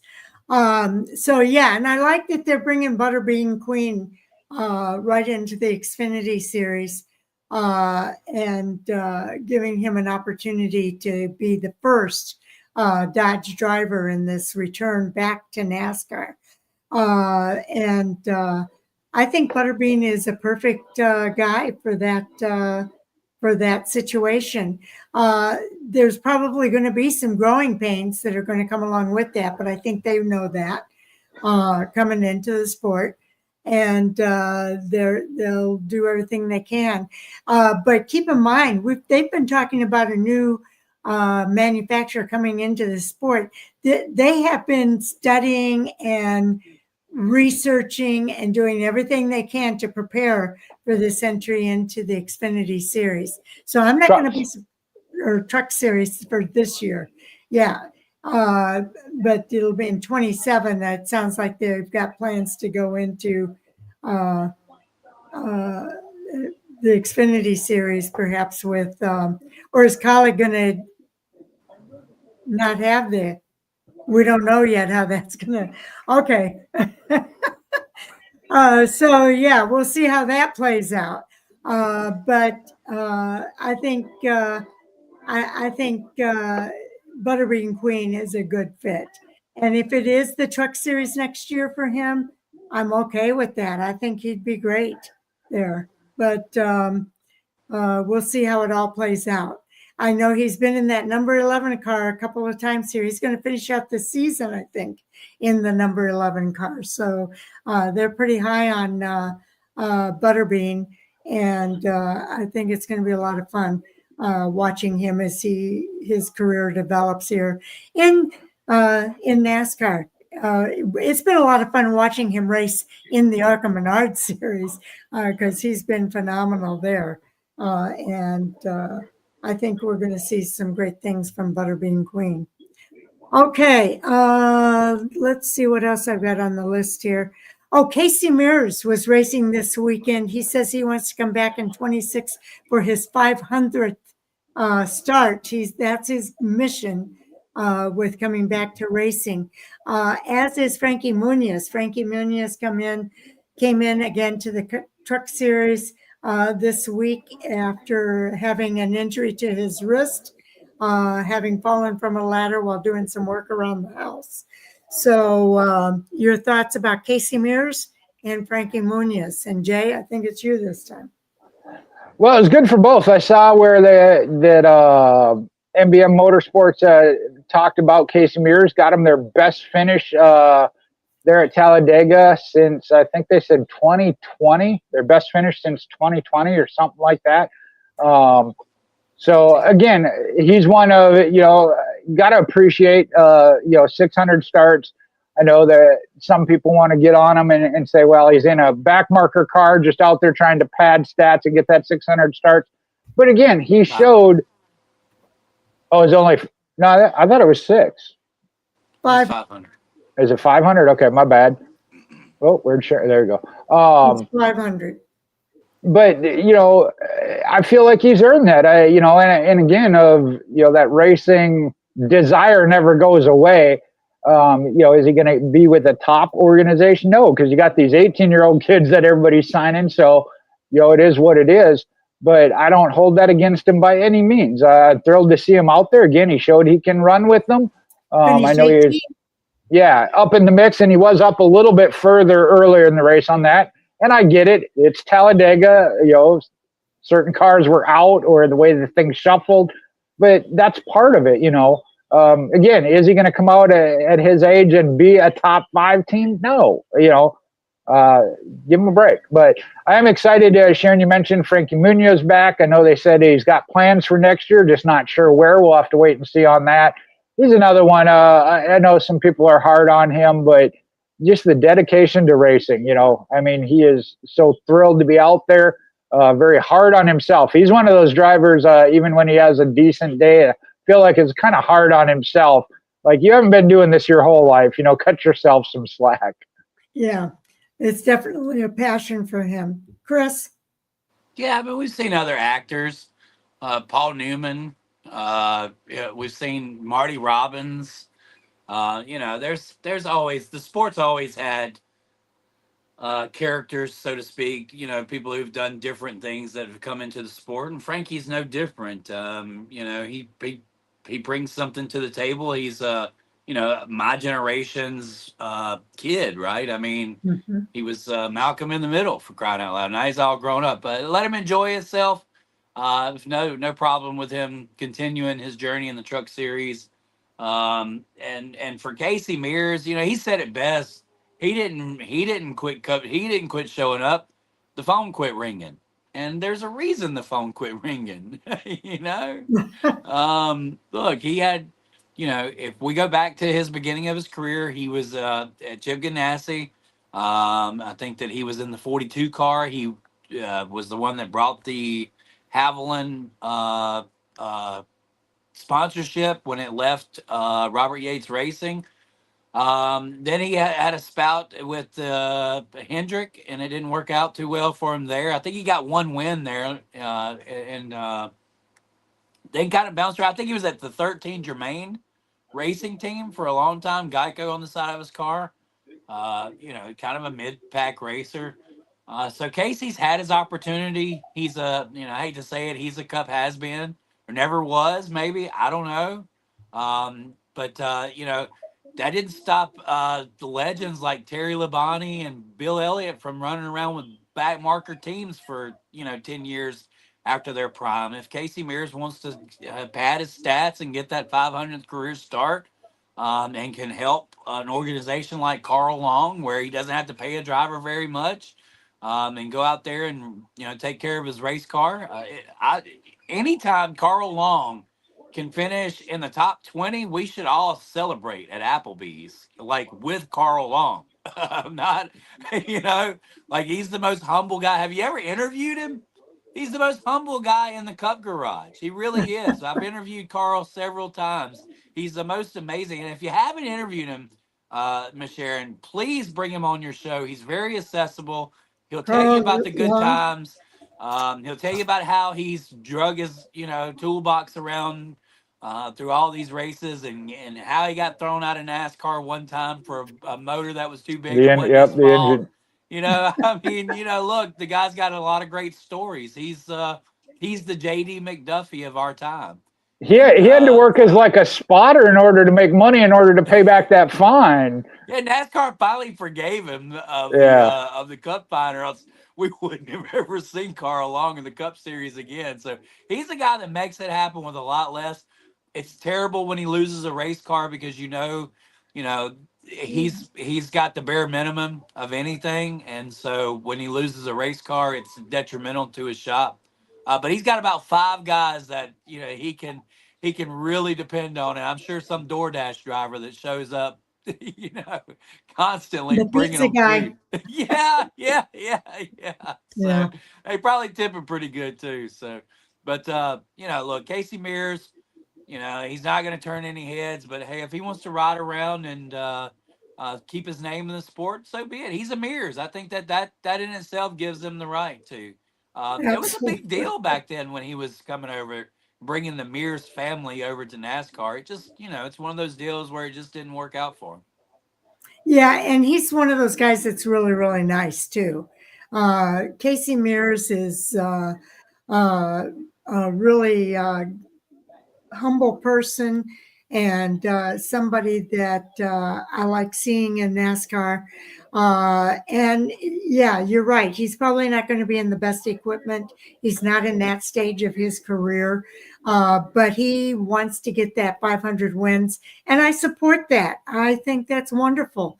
Who wouldn't want to go after that as a race car driver? That's a milestone.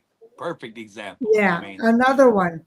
Right. And so I enjoy watching him, and I was excited for him when I saw him racing up toward the front. And I think it's going to be fun to watch him. Not only, I think he has more races this year yet, doesn't he? I don't know how many more he's got. Yeah, how many more he's got this year. He is on the entry list for next week at Martinsville. I know that. I saw those already. I thought he had another race.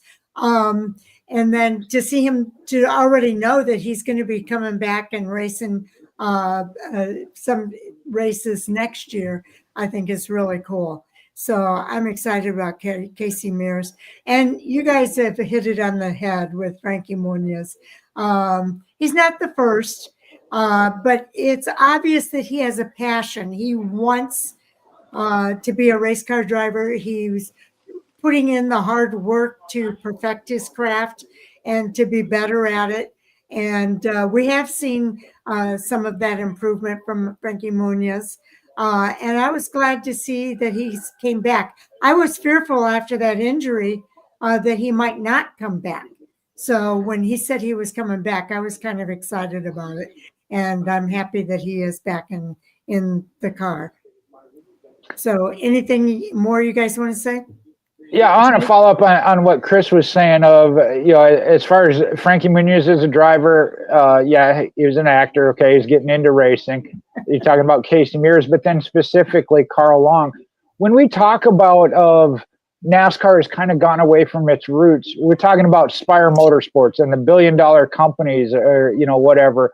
These guys are still hanging in there with, like Chris said, when they lose a car, they lose their inventory. It's not one of 7 or 8 or 10 cars. I mean, that is their inventory.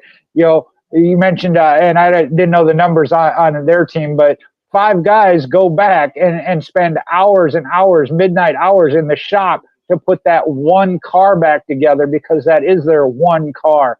You got to appreciate that. Yeah, we talk about them as a backmarker team. Can they compete with HMS or Penske? No, but they're out there competing, and appreciate that and understand, what it is Carl Long is bringing when it comes to that, of just that pure dedication. I got $10 in my pocket and I'm going to put $100 and some dollars into this race team. I mean, you got to appreciate that. So, yeah, I look forward to it. And, do I expect to see them winning races? No. Am I happy to see them out there? Absolutely. Yes, indeed. Chris? I mean, just look at what BJ McLeod did, right? He sold his team for $50 million, and he's giving it right back by racing. I don't think Carl Long's ever made $50 million, and he still shows up to the racetrack week in, week out. So, I don't know. Somebody's got it figured out, and somebody else is just chasing a dream. Yep. Carl Long has definitely proven by his longevity in the sport that he's got it figured out how to do a lot with nothing. And those are I think those teams deserve a lot more recognition in a day and age where we, poop on starting park teams. We forget that's what the sport forced them to do at the time. Mm-hmm. And Carl would have been one of those starting park teams, but now you can't do that. So Carl goes to the next level. He puts together what he can and races when he can. And that's, I've interviewed him a couple of times, and both times he's like, "Yeah, man, I just lost the guy. It's so detrimental to my team. I'll get a guy in here and I'll get him trained and I'll get him doing exactly what I want him to do." And he says, then the big team calls, and then next thing you know, he doesn't show up for work. So yeah. He's always fighting something. He's always facing some kind of inevitable circumstance, but still seems to be able to chug along and be a great ambassador for the sport. If you're trying to get into racing and you don't know where to go or who to talk to, I guarantee you show up at Carl Long's shop and he'll have you doing something by the end of the day. It may be for free. He may offer a couch and some tuna fish, but I guarantee you, if you show up, he'll put you to work. He's that kind of guy. Yeah, I saw a picture on Facebook today, the couch where Chase Briscoe and Chris Buescher slept while they were coming up through the ranks. Somebody had that on Facebook. Oh, they slept on his couches and stuff? I wasn't his It wasn't couch. Carl Long's. I'm trying to think whose it was. Who it was now. I don't remember whose it was, yeah. Yeah. Well, Ron Hornaday had a lot of folks sleep on his couch. Well, yeah, he's one of them I know did, yep. Yeah, but I remember talking to, was it Chris Buescher? I think it was Chris Buescher, and he was talking about sleeping on couches then, and he was, coming from. I think that was when we interviewed. I remember that, Sharon, because that was. What was the name of the coffee? Him and Ryan Priest were at. It was JTG Daughtery. We went to their coffee. Yep, we went to that. I don't even like coffee. I was like, all right, I'll do this. I had my can of cold coffee. And those two, and that's why I have a heart for Ryan Priest. I know Buescher's gotten in a better position, but Ryan Priest now getting that same opportunity. Yes. Because those were two that, sat and drank coffee with them. Yep, we sure did. And he talked about sleeping on somebody's couch, and all of a sudden it's escaping my mind. But a lot of the drivers have done that. I think Daniel Suarez talked about sleeping on couches too for a while. So it's kind of the entry into NASCAR is the couch. Anyway. That goes back to comparing the drivers. Again, they're willing to do whatever they got to do to get into the sport. I think of Carl Edwards walking around handing out a card with just his name on it, handwritten or printed business card with nothing on it but his name, and sweeping shops and stuff. When we talk about the dedication Carl Long has as a car owner, the drivers go through that. Some of the drivers have to go through that as well. That's true. Only in a Dale Earnhardt Jr. interview did I find out that Carl Edwards was actually related to Ken Schrader. Yes. I had no idea. So, that's a little tidbit there. Did you know that, Jay? Yeah. That one's come up before the tie there, because they both come out of Missouri. Well, and so the story was that years later, Dale Jr. met Carl Edwards' dad and realized that he was the guy that drank beer with him out in the parking lot when he wasn't allowed to go into. That was on the Dale Jr. download. Yep. Yeah. I listened to that. But yeah, so you think about those guys that have slept on couches, and it's, if you're talking about drivers, you got to talk about the crewmen and the other ones that Trevor Bayne comes to mind. 16 years old. Like, could you imagine sending your 16-year-old to North Carolina and you're gonna stay in Tennessee? That's what those are the sacrifices that people make to get there. Right. Yep. Okay, let's move on here. Tomorrow is the settlement conference with the intention to hopefully come to an agreement between 2311, Front Row Motorsports, and NASCAR. They will have the mediator, the original mediator, but they'll also have the judge there. Judge Kenneth Bell will be there.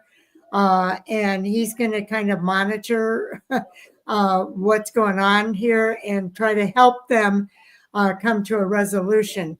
I don't think a lot of people are holding out a lot of hope here for a resolution to come tomorrow. But Thursday, there's more that's going to be happening too. So, Chris, I think it's your turn on this one. Did we even cover the latest document that was discovered for the letter to Ben Kennedy about the PGA Live Tour? Was that never discussed here? Yeah, I don't have it. Do you have it? It would have to be pulled up, but basically it was a letter to Ben Kennedy, basically saying that, that NASCAR did not need to put themselves in the same position that the PGA Tour got put on when the Live Tour showed up, basically saying that NASCAR is in a position where they're not paying their drivers enough. Another series could come in, a midweek series could come in and basically buy a driver by offering way more money than what the driver's making currently under their contracts.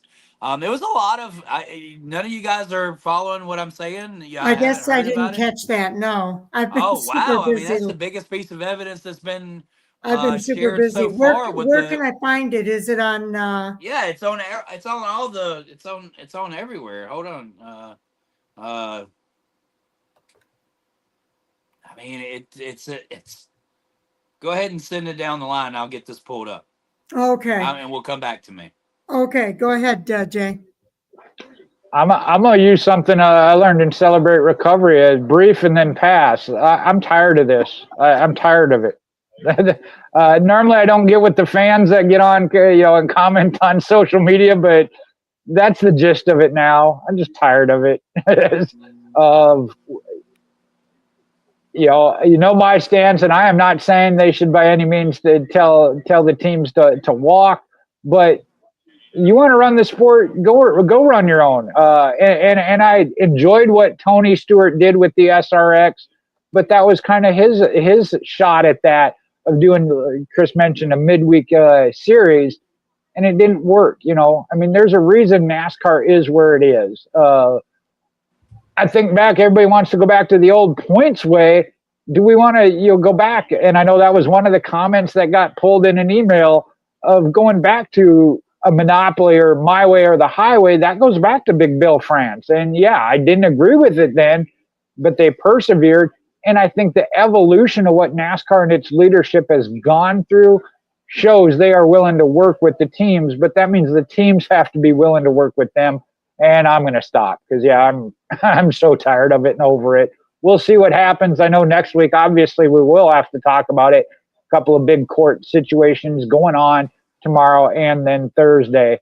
And from there, we'll have to talk about what's going to happen. Okay. So I did Chris. just share. I did just share the document that basically 2311 was able to obtain, which is a letter from Steve O'Donnell to Ben Kennedy. If you want, I can just try to read over it real quick, or what? Do y'all want Yeah, to I'm do going to see that? if I can bring it up on screen if I can. Let me see if I can get it here. Okay, it looks like a pretty long document. Let me Yes, make it it is. It's a bigger. conversation. It's a letter. It's a panic letter. Let me go ahead and just start reading it. I just watched and this is based off of earlier in the year when when Live Tour, basically the Saudi Arabian golf people come in and was made a big stir with PGA. And this was Steve O'Donnell's reaction to it. I just watched Monahan's press conference. I don't ever want to see you in that position. We need to lock ourselves in a room and war game this thing. Future of the sport is on the line, and we need to assume, unfortunately, that 30 of 36 drivers will leave us and all owners will leave us. If that was the case, what would we do? If we don't want that to be the case, what should we do, and what do we really think is fair? The PGA looks dumb right now. Equivalent would be if this happened to us and in 1 week you held a press conference and said we have added 5 international races and will be awarded the teams 80% of the purse going forward. I believe we are exposed a few possibilities. Private equity who does not care about a short-term return, Saudi or some other entity who doesn't care if at all the business model can make sense. That's a tough one to compete with there. May I add, midweek series at short tracks run by teams' new cars, international businesses made by teams from November through January. That essentially takes our entire international future portfolio. So that's basically them admitting that they do have their eye on international viewerships and fans. Private equity purchase of SM, which would have to be Speedway Motorsports. They're worried that somebody comes in and privately buys them. There is more. Bottom line, in my eyes, we're open with the PGA teams. There's a zero loyalty. We need to assume that nobody gives that they don't. So I think next week you call an offsite with Prime, Rich, Herbst, Clark, Props, whomever you trust the most. They talk about it. If they are fired, blank sheet of paper, and we look at possible scenarios. This is a Chicago times 1,000, and I think what they're saying there is like keeping it quiet, like they need to keep it really quiet because Chicago is a well kept series, or Dodge for that matter. Neither matters if we don't get this right. Need a daily task force on this. I know my job is to provide you with answers right now. I don't have the answers for where they will go, but I'm in the camp that they will destroy the business. If you are truly losing money and you are 75 years old, you don't care about long term. If you're Michael and Michael's lawyer, we are just a game. You could care less about what happens. The drivers don't make enough to stay. If somebody came in and said you are racing these SRX cars at the following short tracks, we don't have a TV deal, but we will guarantee you 10 million for the next 5 races, 5 years over 20 races. This is 3 billion. Then we could just see what happened with the Live Tour. It's a real threat. It goes on to say, so let's win this. Curtis thinks we're dumb hillbillies. He's lecturing us on how TV deals work. I want to win. I want you to win as well. It's personal. Now we are against a guy who doesn't care one bit about the sport and is willing to let's do it all. What we think is right for the sport to succeed in the future. Bill France always said that everybody needs to win. Curtis just thinks the team should win. So, I mean, this is, directly at, Curtis Polk and Michael Jordan, and basically saying that, even saying that their ownership, Jim France, doesn't care about long term, that this is a quote unquote pissing match between Jim France and 2311 Front Row Motorsports. There's one last little line there. It's what is the best concept for this business to thrive for the next 15 years? What do you want your legacy to be? Let's win this and then go up into the sunset. We have great stories to tell about how it perceived hillbillies outsmarted everybody and positioned the sport for a long term. So this is their way of taking it personal, as far as I'm concerned. But I've been on the side of 2311 and Front Row Motorsports from day one. Y'all know that. I've ruffled feathers here. I've gotten people upset with my thoughts. But as the further we've gotten into it, I think you guys have seen that I was more well informed than what you guys gave me credit for in the beginning, and that's kind of where where it stands right now. It's even been said by the biggest critics.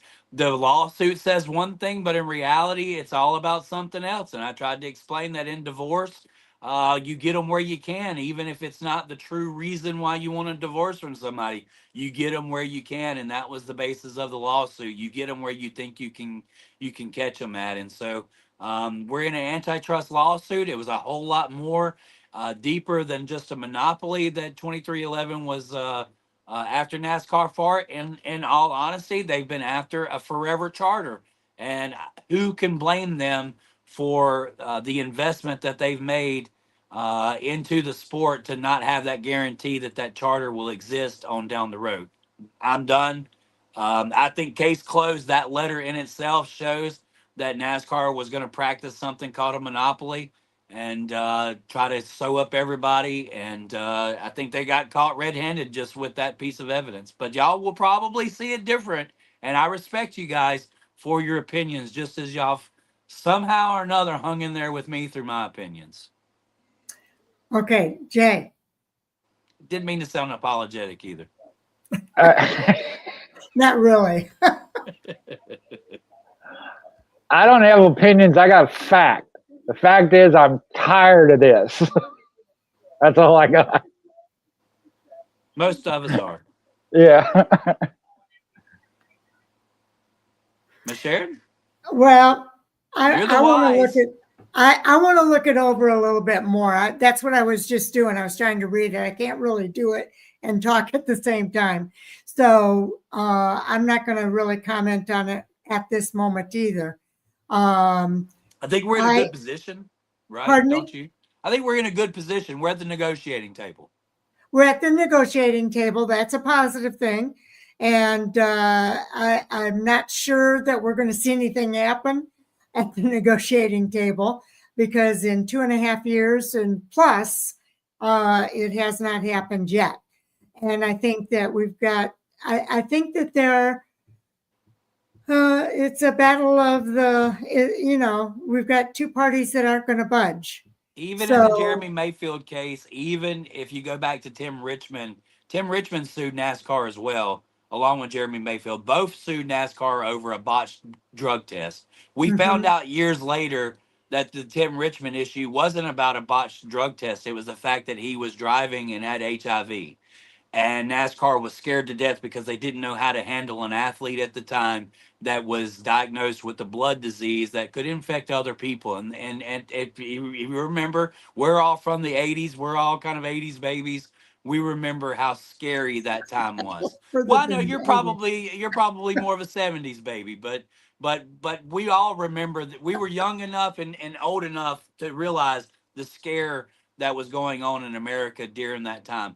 With the lawsuit with Jeremy Mayfield, obviously we've never concluded the fact whether or not Claritin D and Adderall can create a false positive on a drug test. I do know that when I'm asked at the doctor's office if I've had any cold medicine and I'm taking a drug test, that they're asking that because they believe that cold medicine can directly affect a drug test. So that was another. This lawsuit has gone deeper and further than any other lawsuit has ever gone against NASCAR, and that has to get the executives worried that maybe they may be on the losing end. So it is time to settle. We never need to see December with this case. If they're willing to forgive 2311 and come to some kind of resolution and to make sure that 2311 and Front Row Motorsports can continue, which they've already promised their people, because I mean, if not, you have two franchises, 2311 promised their people. NASCAR. Yeah. But we've also heard that Front Row Motorsports is racing a full-time truck series team next year. So obviously, we should know pretty much now that there is something planned. Most of the time, the details are already worked out. It's just sitting down having the lawyers get the last little bit. Remember, this is not so much of a divorce because they're not going to disunite from each other, but it is kind of a lot like a divorce. Both sides are going to want those last little bits and pieces to make it favorable to them, and so that it looks like that each party may have won in this disagreement. Exactly. It has to be a little bit of a compromise, and that's the missing part. We agreed. Can you believe that? Well, I've said that all along. The problem here is that you've got both sides don't want to compromise on that particular point. I think NASCAR compromised on a lot of other points, but on this one point, it was non-negotiable from the get-go. And I think that, and Jay said it from the get-go as well, that 2311 and Front Row Motorsports want something that NASCAR's not in a position to give at this point. They want it before they're ready. And so there has to be some willingness there too as well. So we'll see what happens.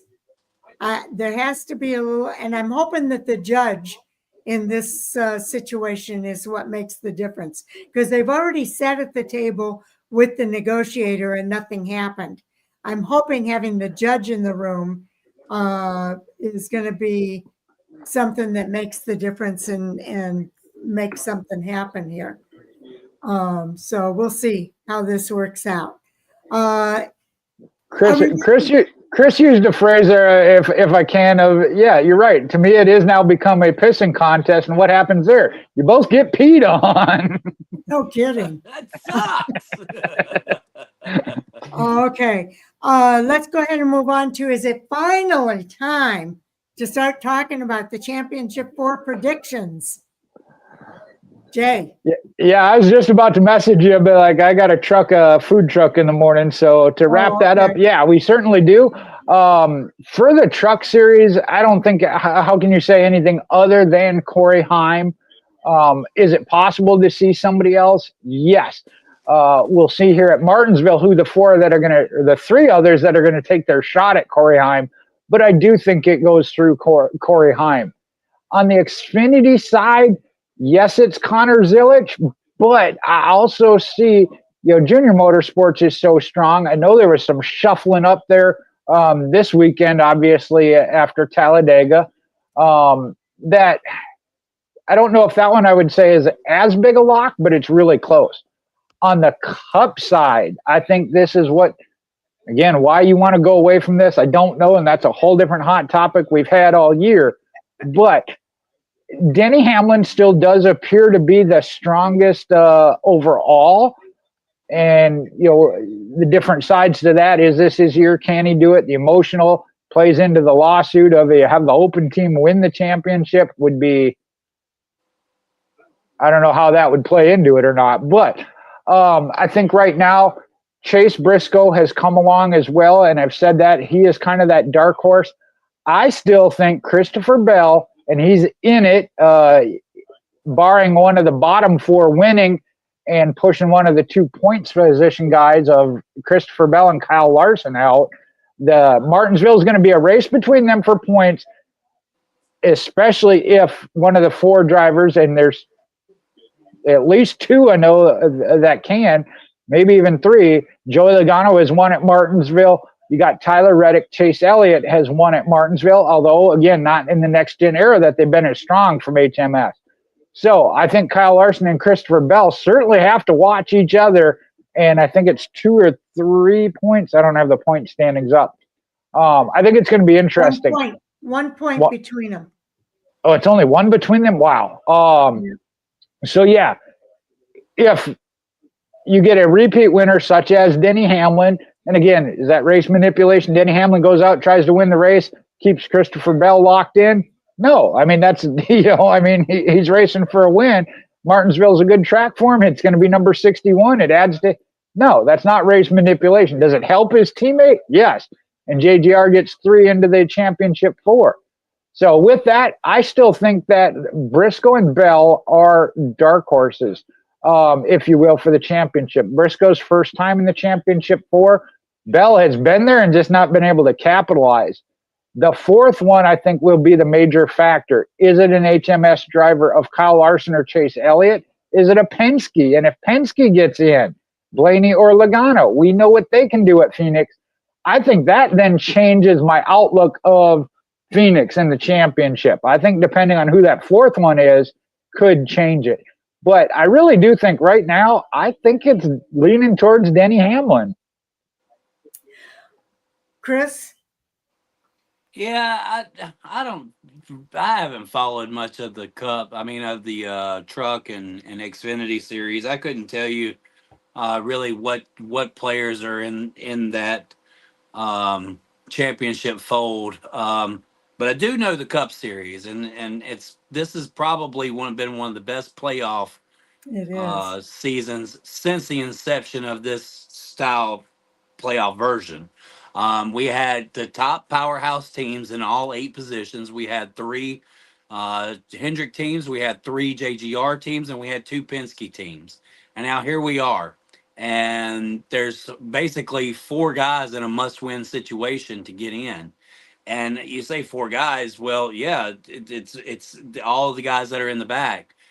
Chase, William Byron, Joey Logano, and Tyler Reddick. No, Tyler. Oh no, you're right. Reddick was already out. My Reddick's bad. Out. Yeah. Yeah, Reddick's been out. So now all the one thing that all those guys have in common is they've all got wins at Martinsville. Yes, they all have wins at Martinsville. So if I'm Denny Hamlin, I'm wrecking Christopher Bell for the win at Martinsville, because I don't want Christopher Bell to get in on points. I want Christopher Bell to be out of it. And I know that's, you say, well, that's probably the scenario that's not going to happen. I mean, more than likely true. But if I'm Denny Hamlin, I'm setting my eyes most definitely on my own teammate, Christopher Bell, who's quietly put together a great season this year. Hands down, has probably been one of the most consistent drivers in the Cup Series. But you definitely don't want to see Ryan Blaney or Joey Logano get in it as well. I think Martinsville, we're going to lead up to maybe a last lap fest. I mean, it could be the greatest shootout we've ever seen at the end, of guys who are going to push it to make sure that their name is given a chance to put on that championship trophy the next weekend. I couldn't see a better scenario. You've got Kyle Larson, who could possibly point his way in. You have Christopher Bell, who could possibly point his way in. Both of those drivers are capable of winning at Martinsville. But then you have Joey Logano and you got Ryan Blaney, who both there most recently has won at Martinsville.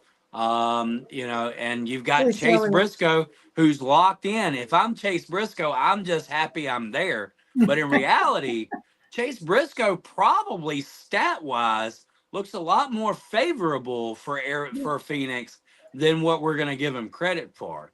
And we've seen, as I showed in the group message earlier, it brings back to 2019, the last time that there were 3 Toyotas in the championship, and 2 crazy conspiracies come out of it. And Kyle Busch wound up the winner. I think it was a bad call on something from Martin Truex Jr.'s team, and then a big old piece of tape was put on the front of Denny Hamlin's car, which caused it to overheat, which put him out of championship contention. And those are things that Denny Hamlin is already worried about in his actions detrimental podcast that he spoke of. So I don't know. I wish I could name you the other 2 drivers that are going to make their way in. Honestly, I think it would be crazy to even think that we could figure it out right now. We're going into the greatest race. We're going into Martinsville, the greatest place to have this type of scenario where you've got guys who are talented at this racetrack, and all of them are bidding for a spot to the championship. if Denny Hamlin wins, then you got two guys that are going to point their way in. If Chase Briscoe wins, you've got two guys that are going to point their way in. In any other scenario other than somebody outside the top 8 winning, you're going to have somebody who wins and somebody who's pointed in, and then a disappointed driver who thought that he was going to go race at Phoenix and isn't given that chance. That could possibly be Kyle Larson. That could possibly be Christopher Bell. So the underdogs and the just trying to hang on, it's all there. We're coming into the greatest playoff race ever in the history of Cup Series racing. I agree with you. I think we've got the best round of 8 we've ever had. I want to represent Taz here because I did invite him to leave his comments so that we could represent him on the show here. He says, Bell and Larson need to ride out Martinsville while everyone under the cut line is practically in a must-win situation. And I put the points up here. Kyle Larson and William Byron are actually tied, but Kyle Larson is the tiebreaker. And they are both 1 point behind Christopher Bell.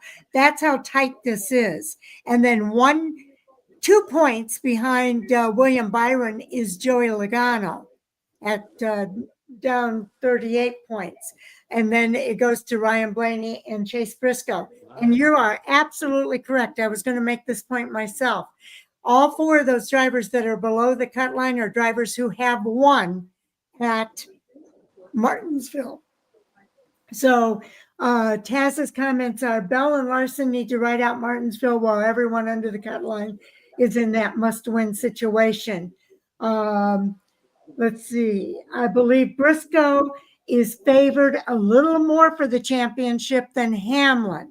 And he gives the reasons why here. He says, I say this because Briscoe has won at Phoenix in the next gen, whereas Hamlin has not. So that's why he gives the edge to Briscoe. And Chris, you chimed in and said, well, Bell could very well be the deciding factor. If Bell makes it in, I think he's the favorite. Yeah. Bell is more of a threat for the next 2 races. However, there are 2, this is Taz now. However, there are 2 drivers under the cutoff line that are very capable of locking themselves in for Phoenix. And those 2 drivers he's talking about are the 2 Penske drivers. And Chris, you said you almost have to count DH as a bridesmaid almost regardless. Yeah, 0 for 18 speaks for itself. And then Taz went on to say, I'm looking at the 2 Penske cars because both Logano and Blaney have won at Martinsville with their backs against the wall. And my worry there is that they're going to be, one's going to knock the other out. And I hope that doesn't happen. I swear, we kept saying Joey and Ryan pushed to the front, wondered how, for at Talladega. Taz went on to say, I don't believe Byron is as much of a threat for Martinsville as the analysts are making him out to be. I don't see him rising to the occasion with his back against the wall and having a lot of pressure. So we'll look, let's see, look at the box that Hendrick is in. They have put themselves in a box here, and they really are going to have to work hard at Martinsville. And let's see. Okay, and then we got into some other conversation. Yeah, you talked about Toyota. And they said, is it Denny's year? And Taz said, I think it was up until Briscoe won yesterday.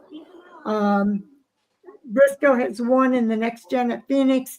Hamlin has not. Bell is a serious threat for Martinsville, which means if he locks in, then he's going to probably be the favorite going into Phoenix. So that's Taz's thoughts on all of this. And I agree with a lot of what he has to say. I'm a little worried going into this race at Martinsville because I think it's going to be, if you thought Talladega was intense, I think Martinsville is going to be multiplied intense this weekend. And so it's going to be kind of fun to watch. But I know I'm going to be tensed up watching all of this this week. As far as the other series, we've also got the Xfinity series. I'll just go to that one next. In the Xfinity series, you got Connor Zilisch, Justin Allgaier, Jesse Love, Carson Cavapel on top. And then below you got Sammy Smith, Brandon Jones, Sam Mayer, and Sheldon Creed.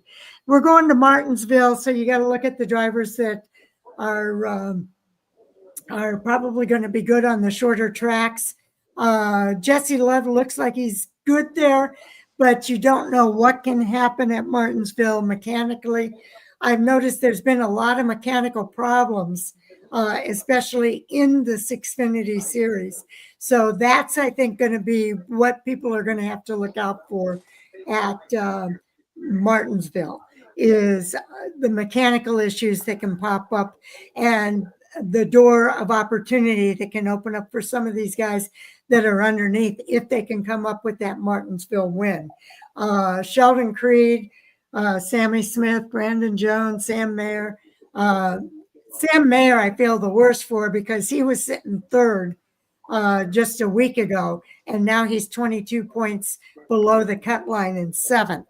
So he took a big hit at Talladega, and it's going to be really tight. It's hard to say who's going to end up on top here. As far as the truck series, when I look at that one, this one's going to be tricky too. I thought we had it pretty much set, and then Lane Riggs went below the cut line. And this is a tight one too. When you think Raja Caruth is only 14 points to the good, Tyler Ankrum is 6 points behind him, and 3 points behind him is Caden Honeycutt. Then you got the guys below the line, 5 down for Ty Majeski, 1 point behind him is Lane Riggs. And then it kind of dips to Daniel Hemrick and Grant Hindenfinger are in must-win situations. And I think they're capable of winning at the short track of Martinsville. Lane Riggs is a good short track driver. Ty Majeski grew up on short tracks. So I think there is a chance that some of these guys that are currently below the cut line, I think they're gonna, they certainly have a chance to do something at Martinsville that's going to put them above. But again, I think the mechanical problems that have been plaguing the Xfinity series, those have to get taken care of because you don't want that to be plaguing you at Martinsville. Or this is the truck series. I'm sorry, the mechanical problems were actually in the Xfinity series. So, but they could happen in the truck series too, for that matter. We just have to keep our eye on it. Any follow-ups? No. Yeah, I got a little bit here. Obviously, the Cup Series, we talk about it, that's the most competitive overall.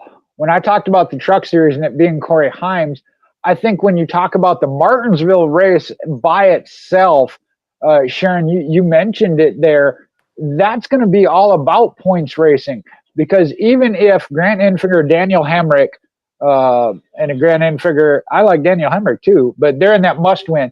But from second through six, 5 drivers battling for 3 spots, possibly 2, if you get that outside win by Grant Enfinger, Daniel Hemrick. It's all about 16 points. That can be made up in one race within one stage. So intensity-wise of just battles on the track, I think the Truck Series is the race to watch. But once you get beyond that, again, unless it's Lane Riggs, I think he's the only one that's really been able to show he can run week in and week out with Corey Heim. Now, the other factor is, though, we have seen Corey Heim this year, even with the record 10 wins, how many races has he lost? You know, that could come into play. So you can't write his name in on the trophy as of yet, regardless. But I do think that Lane Riggs is. Shame, Jay, I'm going to interject. Wouldn't that be a shame to have that many wins and not win the We've talked about that. I mean, it happens. And I understand that's where people are screaming, go back to the old point system. Yeah. But again, you go back 2 years past, and this is why the playoffs in the chase was because somebody like Matt Kenseth only had one win, but yet got the championship, so I don't want to get into that, and no, I mean, yeah, but if you look at the old point system, when you look at the champion, look at how many drivers below that champion had more wins. More times than not, the driver with the most wins don't win the championship. I mean, so that's why I said I don't see that as why that's the fix action or direction they want to go. But going to the Xfinity, again, I said Justin Allgaier and Connor Zilisch. Again, going based off of just full strength of season, those are the two. You mentioned Jesse Love. Quietly, they're in a good position, should be locked in, could be the upset of those top two favorites. On the Cup side, like we talked about, I think it's the points battle between, and I didn't realize that, of William Byron and Kyle Larson. This one shows it as a 26-point difference. I know the one you were looking at, I don't know why it shows them as being tied. So I'm a little confused there. I thought William Byron was NASCAR site. Yeah, and I'm looking off the one at J-Ski, but I really thought everybody was pretty much in must win. And if one of those drivers got that win, then it was a points battle between Kyle Larson and Christopher Bell. Because I do agree that that's where it's going to be, the main focus is going to be those two, just in case we get that win from below the cut line, which, as Taz said, very possible because your four below the cut line all have successful track records at Martinsville. Then once you get to Phoenix again, I think it is kind of an open year, which is what we'd want. I do anyway. I guess maybe some others want something different. I don't understand why. So, but no, this weekend, as far as the Martinsville race itself, I think the Truck Series is the one that's going to be the most intense. Oh, okay. It's going to be interesting. Anything more you want to add? Anybody? No, I think that you've got Corey Haim and Connor Zilisch and Denny Hamlin, and not all three of those guys are going to win the championship. So, you've got stellar years by all three of those drivers.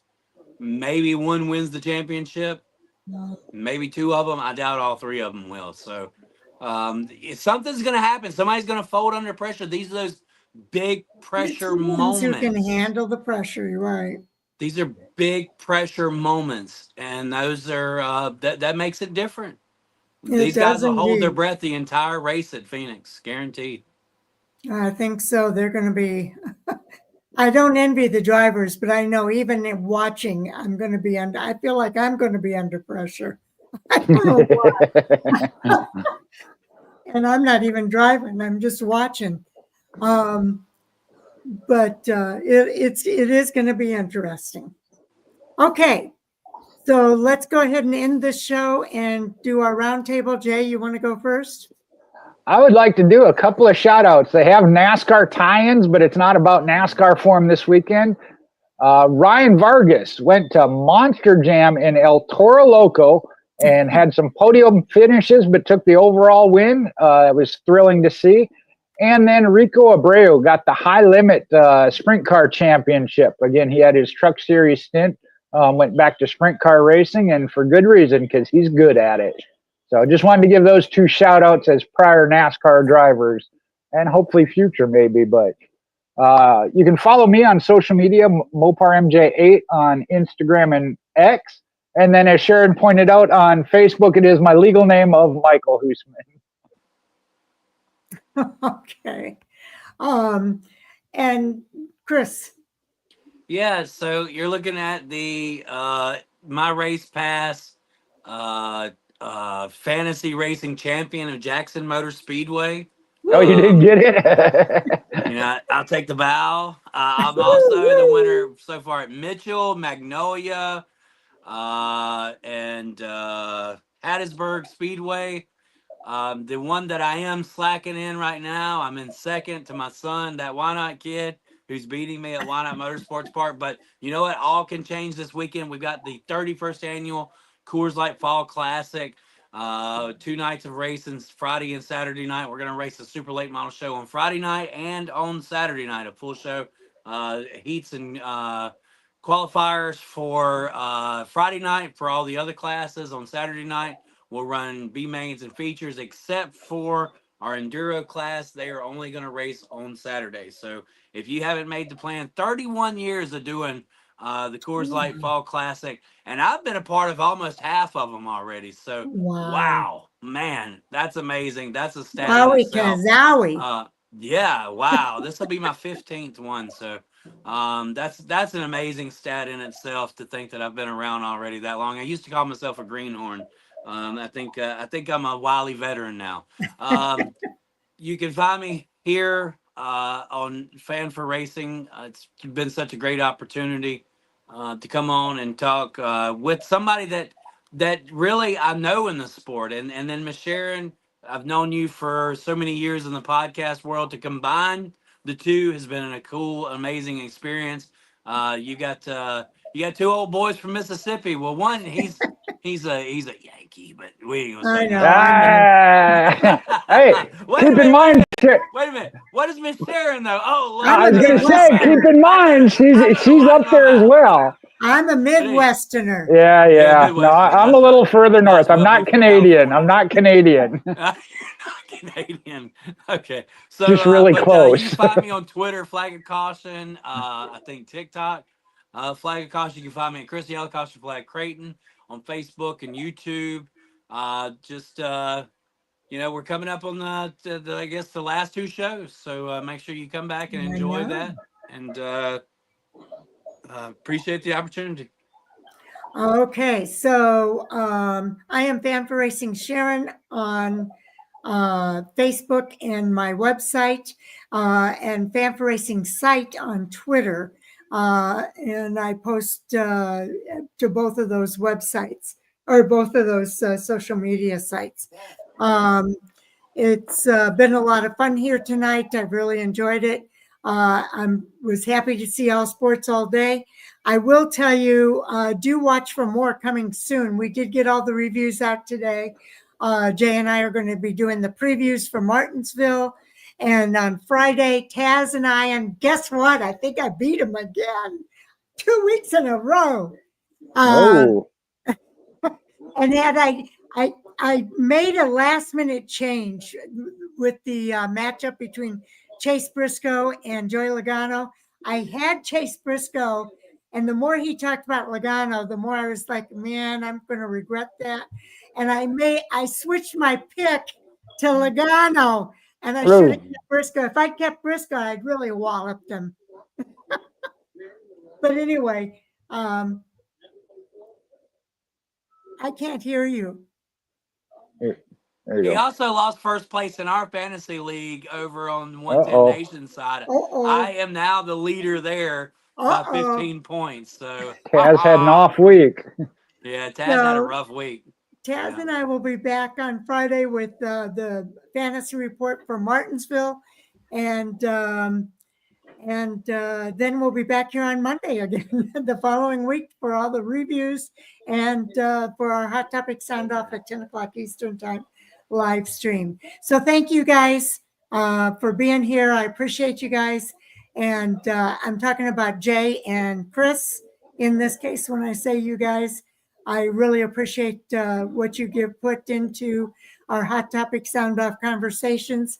And I also appreciate everybody for tuning in. All Sports All Day, CYTY, commenting in the chat feature. And I hope they come back next week and continue to chat with us, because it makes it a lot more interesting. And you can tell we're getting tired because we're all yawning. So, right. Thank you, everybody. And we'll see you on the other side of the race. For previews later on this week. Bye. Talk to you soon.